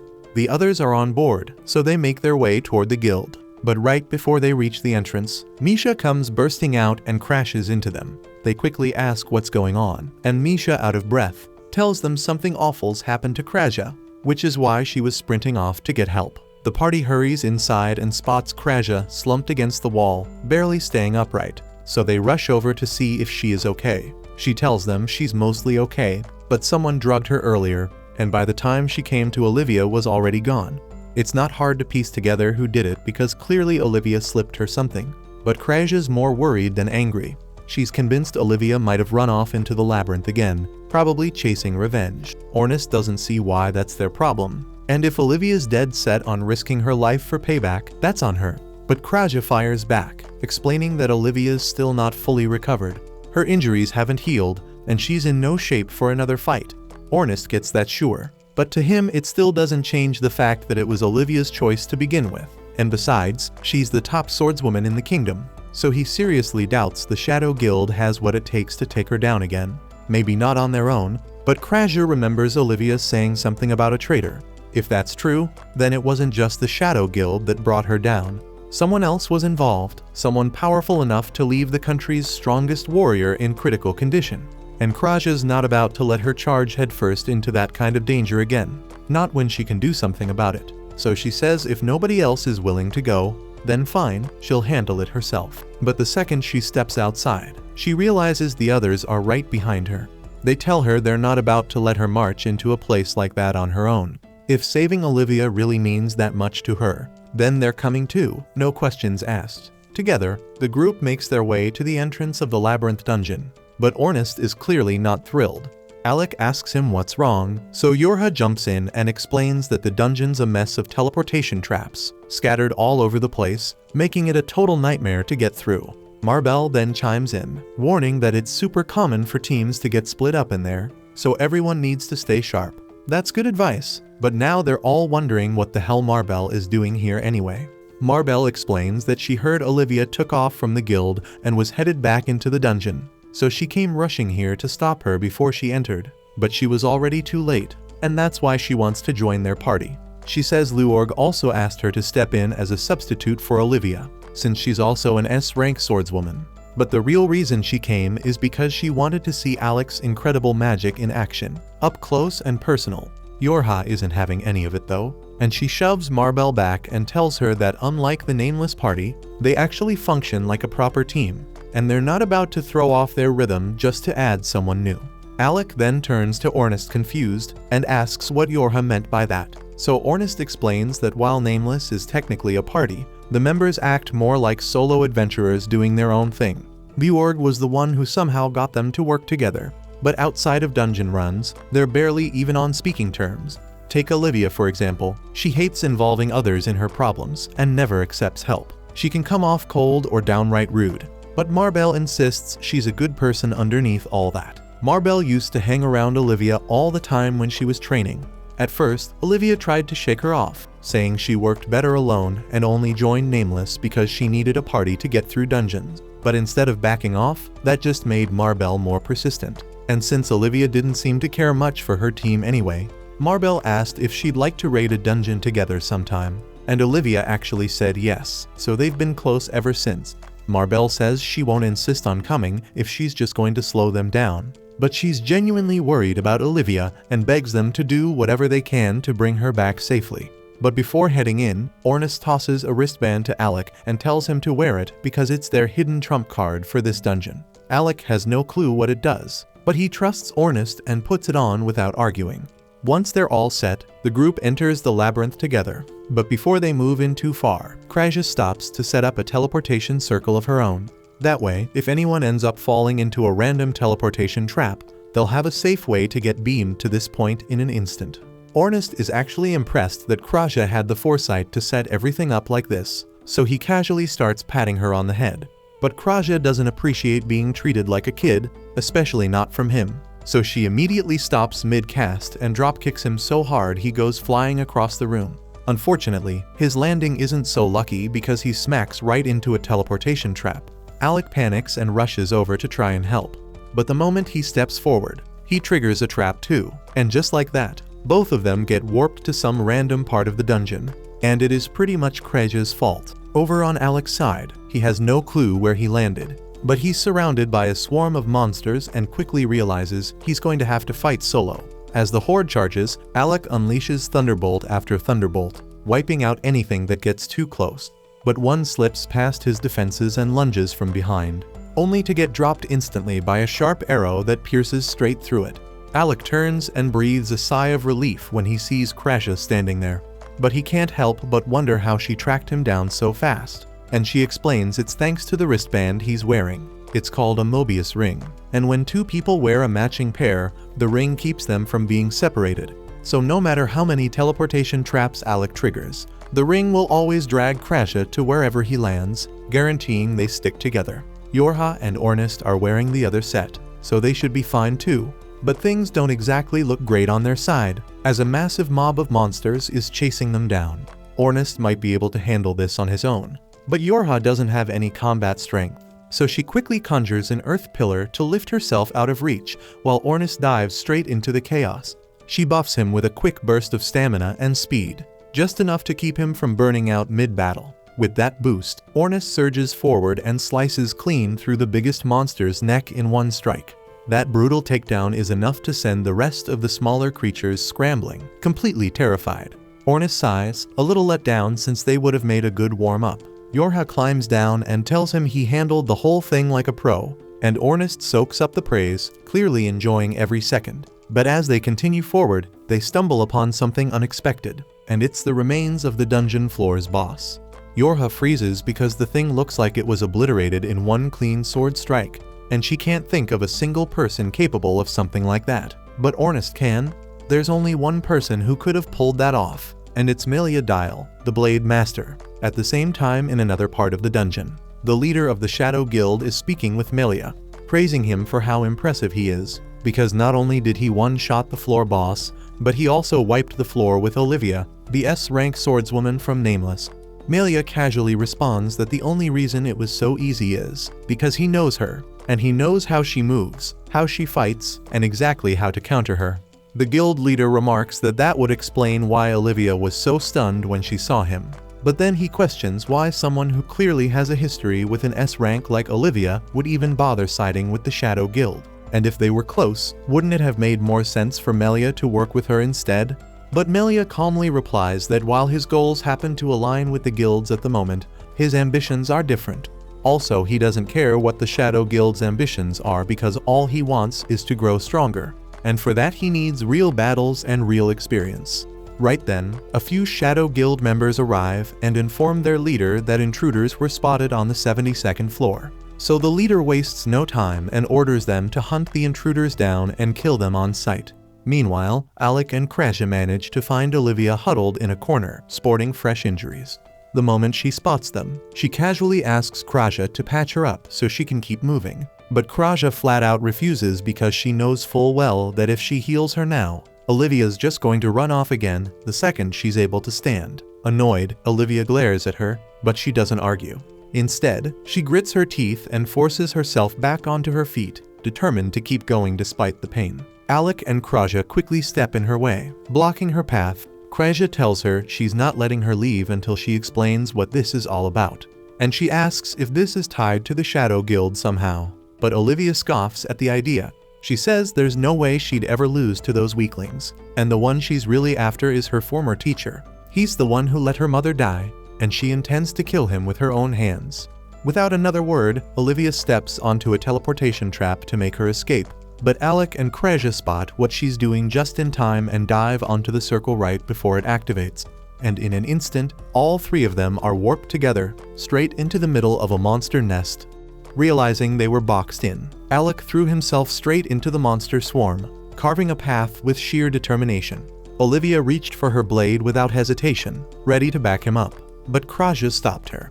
After quickly healing Olivia's wounds, Kraja explained that she was preparing a teleportation circle, though it was clear Alec wouldn't be able to hold off the entire horde alone. Moved by her concern, Olivia gave a small smile, then dashed forward to fight beside Alec. And as the two of them battled to keep the monsters at bay, Kraja began channeling the teleportation spell. Mid-battle, a hulking Cyclops takes a swing at Alec. He sidesteps with ease and counters, but his strike barely phases it. It retaliates fiercely, pushing him against the wall of enemies, until Olivia charges in and decapitates several beasts in one clean sweep. Alec blinks, stunned that he hadn't even seen her draw, and she casually points out that he's still green when it comes to dealing with high-level monsters. Just then, Kraja finishes the teleportation circle and calls for Alec, but the magic sigil flickers and vanishes. Alec immediately figures out that there's a magic eater nearby, and his fears are confirmed as more of the creatures flood into the chamber. Back to back with Olivia, Alec stands firm as she dashes forward and effortlessly slays another beast. Watching her carve through the horde with precision, Alec can't help but compare her style to Ornest's. Where Ornest fought loud and dramatic, Olivia's strikes were sharp, clean, and merciless. Not wanting to be left in the dust, Alec pushes forward and slays a few himself. Olivia gives him credit for his power and sword handling, but points out that his technique is still too raw. She tells him to stop forcing his strength and instead let his blade flow naturally with his movement. While Kraja scans the area for the monster suppressing their magic, Olivia and Alec realize the swarm just keeps coming. Olivia calls out, asking if Kraja can locate the magic eater. Kraja shouts back that she's found it, but it's surrounded by a massive cluster of monsters. Without hesitation, Olivia charges straight into the mob, slicing down anything in her way to shield Kraja from danger. Alec darts around the chamber, trying to draw the rest away, but a winged beast swoops down on him. He raises his blade just in time to deflect the strike and knock it back. But the damn thing doesn't give up. and it keeps chasing him relentlessly, so Alec baits it into clashing with a nearby Cyclops. The bird tears through it in seconds, but its focus never leaves Alec. At the same time, Olivia keeps closing the distance between herself and the magic eater until she finally brings it down and smashes the artifact it was guarding. She quickly calls out to Kraja, letting her know it's done, so Kraja immediately starts charging up a fresh teleportation circle. As soon as it's ready, she calls for Alec, who unleashes a full-powered thunderstrike that electrocutes the swarm of monsters still harassing him. And once they're down, he hurries back to Kraja, who's waiting for Olivia to make it through. After fighting her way past the relentless tide, Olivia finally breaks through and reaches them. She grabs Alec's hand, and with everyone together, Kraja activates the spell and warps them out of the monster-infested death trap. Once they're safely outside, Olivia turns to Alec and asks why he never told her he could use magic like that. He reminds her he already mentioned it before, but Olivia argues that no proper mage would ever charge into a monster horde swinging a sword. She admits it feels weird scolding him like she's some kind of mentor, but still thanks him for helping her survive that hellish room. Alec says he'll keep her advice in mind, then glances at Kraja and asks if she's relieved they all made it out. But she's not in a joking mood and tells him he's brushing things off too easily, and points out that Olivia's injuries still haven't fully healed. She warns that if Olivia keeps fighting so recklessly, her wounds are going to reopen. Then she brings up what Olivia had said earlier about the one who betrayed her, asking who it was that hurt her so badly. Olivia finally opens up. She says her mother was a fellow adventurer who died when she was still a child, leaving her completely alone. In her darkest days, a man named Melia took her in and raised her like his own daughter. He trained her in the sword and passed down all his secret techniques. Even though the pain of losing her mom never fully faded, the memories and her training gave her something to hold on to. And over time, Olivia came to respect her master deeply for his strength and teachings. Years passed. After becoming a skilled swordswoman herself, she asked Melia if she had finally become strong. He smiled and said she'd surpassed everything he ever expected from her, then drew a blade soaked in blood. Olivia stood frozen in disbelief as he slashed a deep wound across her back, as she collapsed on the cold dungeon floor, bleeding out. Melia told her he was the one who killed her mother all those years ago. Then he walked away, leaving her broken, abandoned, and stripped of everything she had left. Back in the present, Olivia still feels that gut-wrenching betrayal because Melia had manipulated her into admiring him, all while being the one who shattered her world. Then she turns around and pulls back her clothing, revealing the massive scar etched across her back. To her, that single sword strike didn't just steal her trust. It erased every moment of warmth and every good memory they'd ever shared. Now, all she feels she has left is this cruel reminder carved into her skin.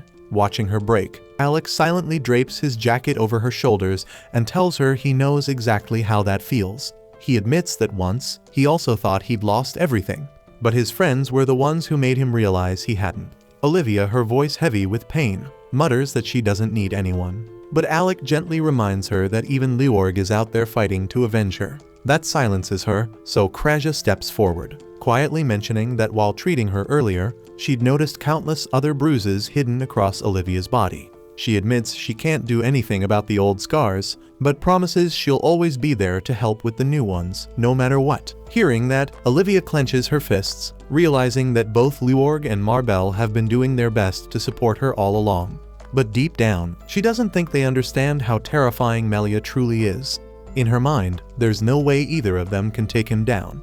Alec speaks up firmly and says that if Leorg and Marbel can't do it, then he and Kraja will stand by her instead. Overwhelmed by their sincerity, Olivia's composure finally cracks, and she breaks into tears, so Kraja steps closer and gently kisses her forehead, comforting her until the crying stops.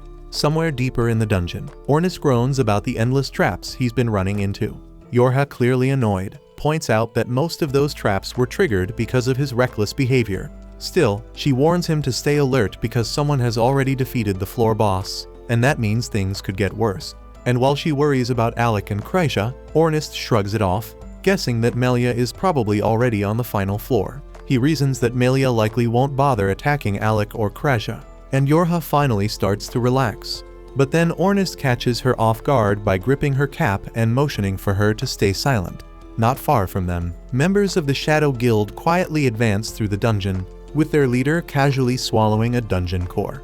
Moments later, Yorha and Ornest intercept them, assuming this crew might be the ones who hurt Olivia. The leader spots them and instantly recognizes potential value, ordering his squad to attack. But it's over in a flash, as Ornest wipes the floor with them in just 2 seconds and ties up the entire group like it's nothing. He steps up to the leader and demands to know what the Shadow Guild is after. But the guy stays tight-lipped until Yorha wraps a poison-lace chain around his neck. Choking under the pressure, the man finally caves and admits they were targeting the dungeon core on the final floor. Yorha then questions if he knows Melia, so the man confirms and adds that Melia's power is leagues beyond theirs.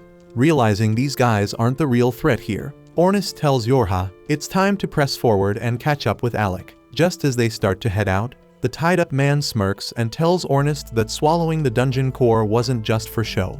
Ornest stares in confusion, but Yorha suddenly picks up on a strange vibration echoing through the dungeon walls, but she can't trace its source, so she quickly tells Ornest to be quiet, but it's already too late as the entire room starts violently shaking. From the ground, the man grins, announcing that the core gave him full control over the dungeon. The tremor intensifies, and the earth cracks open beneath them. Yorha stumbles, and a massive chasm tears through the floor, and one by one, the Shadow Guild members tumble into the abyss.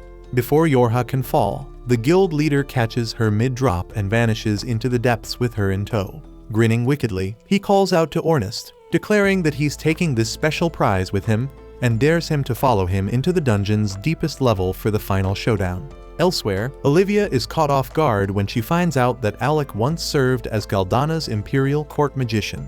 He tells her that despite the title, most of his magic was self-taught during childhood, and after losing both his parents early on, he had nothing else to do but practice relentlessly. And as Olivia quietly thinks that Alec is way more suited for adventure than political duties, Kreja suddenly stops in her tracks. She explains that before entering the dungeon, she and Yorha had agreed to regroup at this spot if anything went wrong.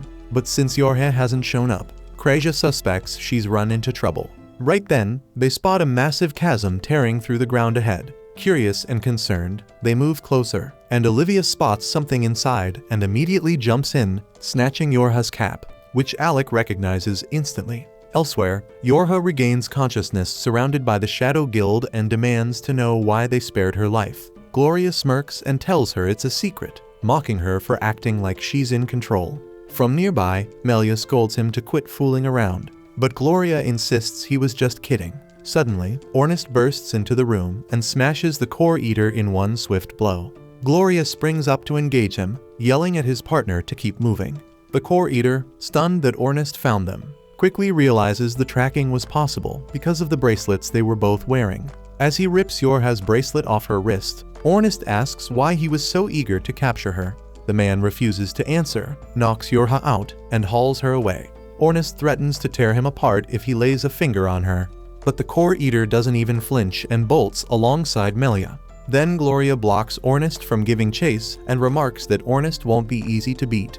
During the clash, Ornest observes that Gloria's sword, despite its power, isn't a genuine artifact. Trusting his spear, Ornest smashes Gloria's weapon and drives it straight through his gut. As Gloria crashes to the ground bleeding, Ornest turns to pursue Melia, but Gloria suddenly erupts in a deranged scream.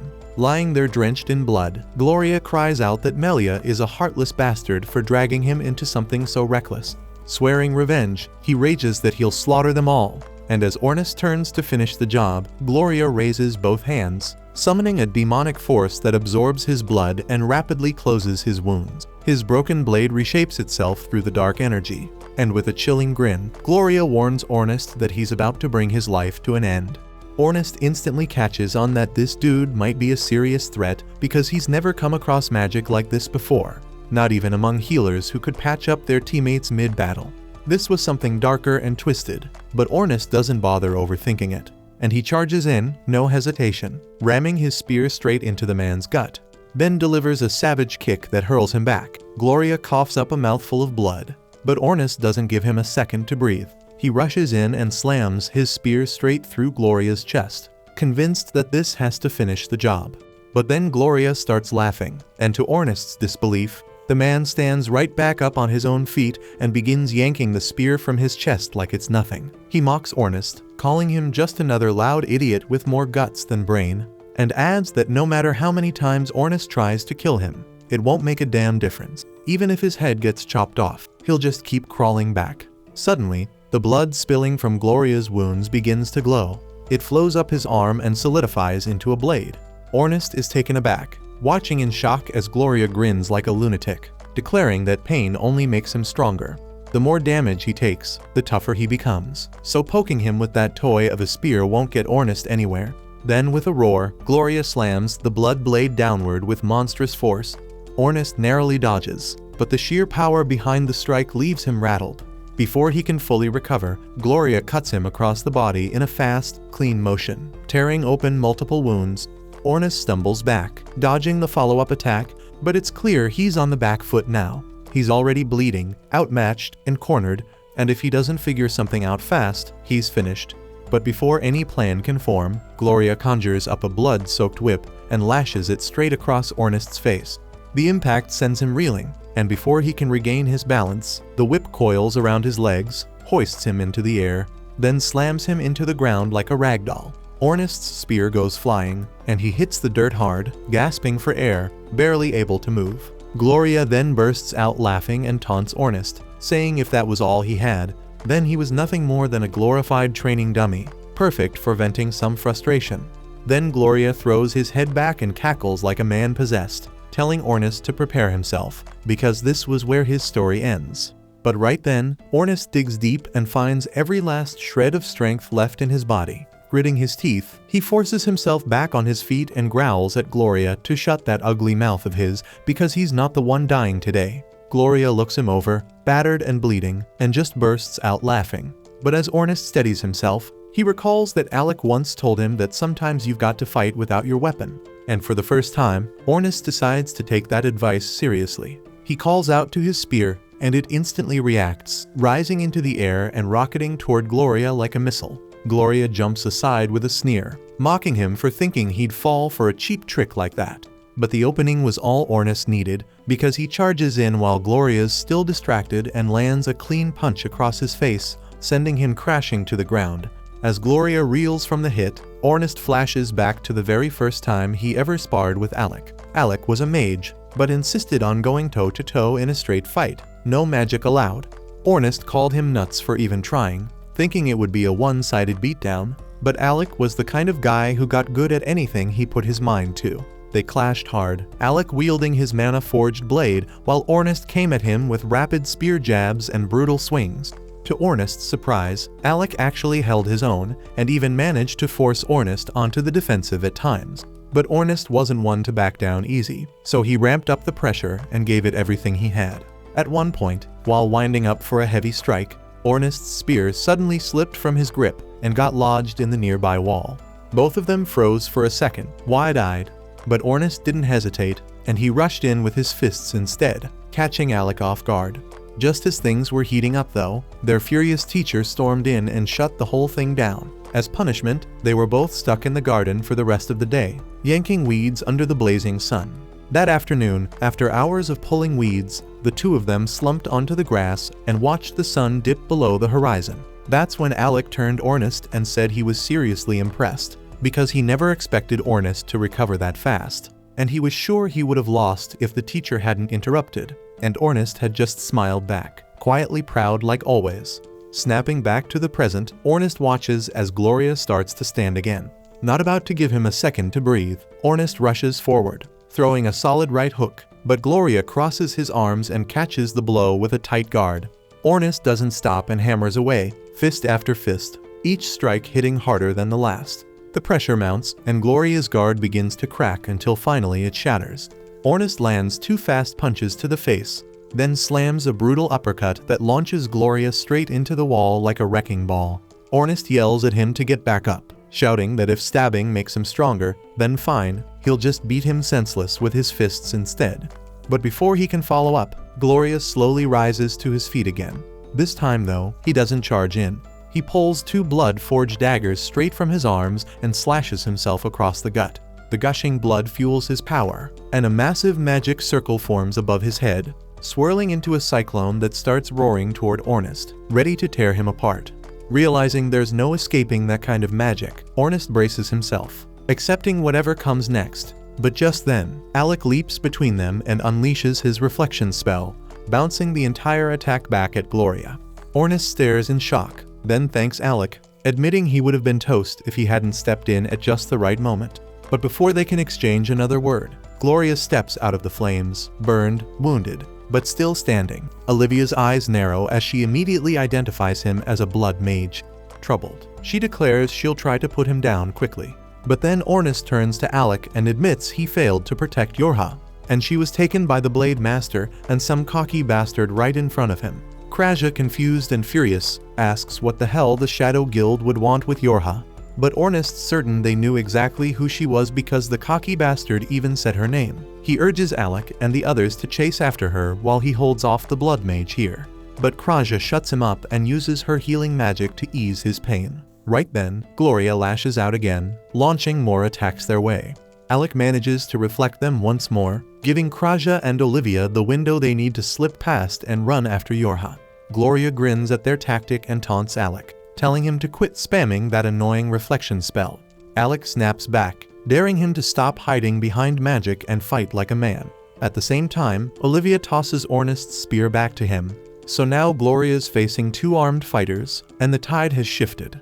But before the clash can restart, Gloria suddenly drops to one knee, realizing just how badly his body's been wrecked. Ornust can't help but laugh, saying Gloria's flashy blood magic is worthless against Alec, who could have taken him down with his eyes shut. That's when Gloria glares up at him, rage burning behind his eyes. He rips off the bandages wrapped around his arms, revealing a maze of carved symbols etched into his flesh. Chanting under his breath, he releases the seals, triggering a horrific transformation. Muscles swell unnaturally, fangs tear through his gums, and a red aura crackles around him. Then in a burst of speed, he launches at Ornust, and before anyone can react, Gloria's already sunk his jaws deep into Ornust's neck, biting down hard. Alec immediately clocks what's happening and fires off a blast of lightning magic to knock the blood mage away, freeing Ornust from his jaws, but the damage is already done. Ornust hits the ground, completely motionless.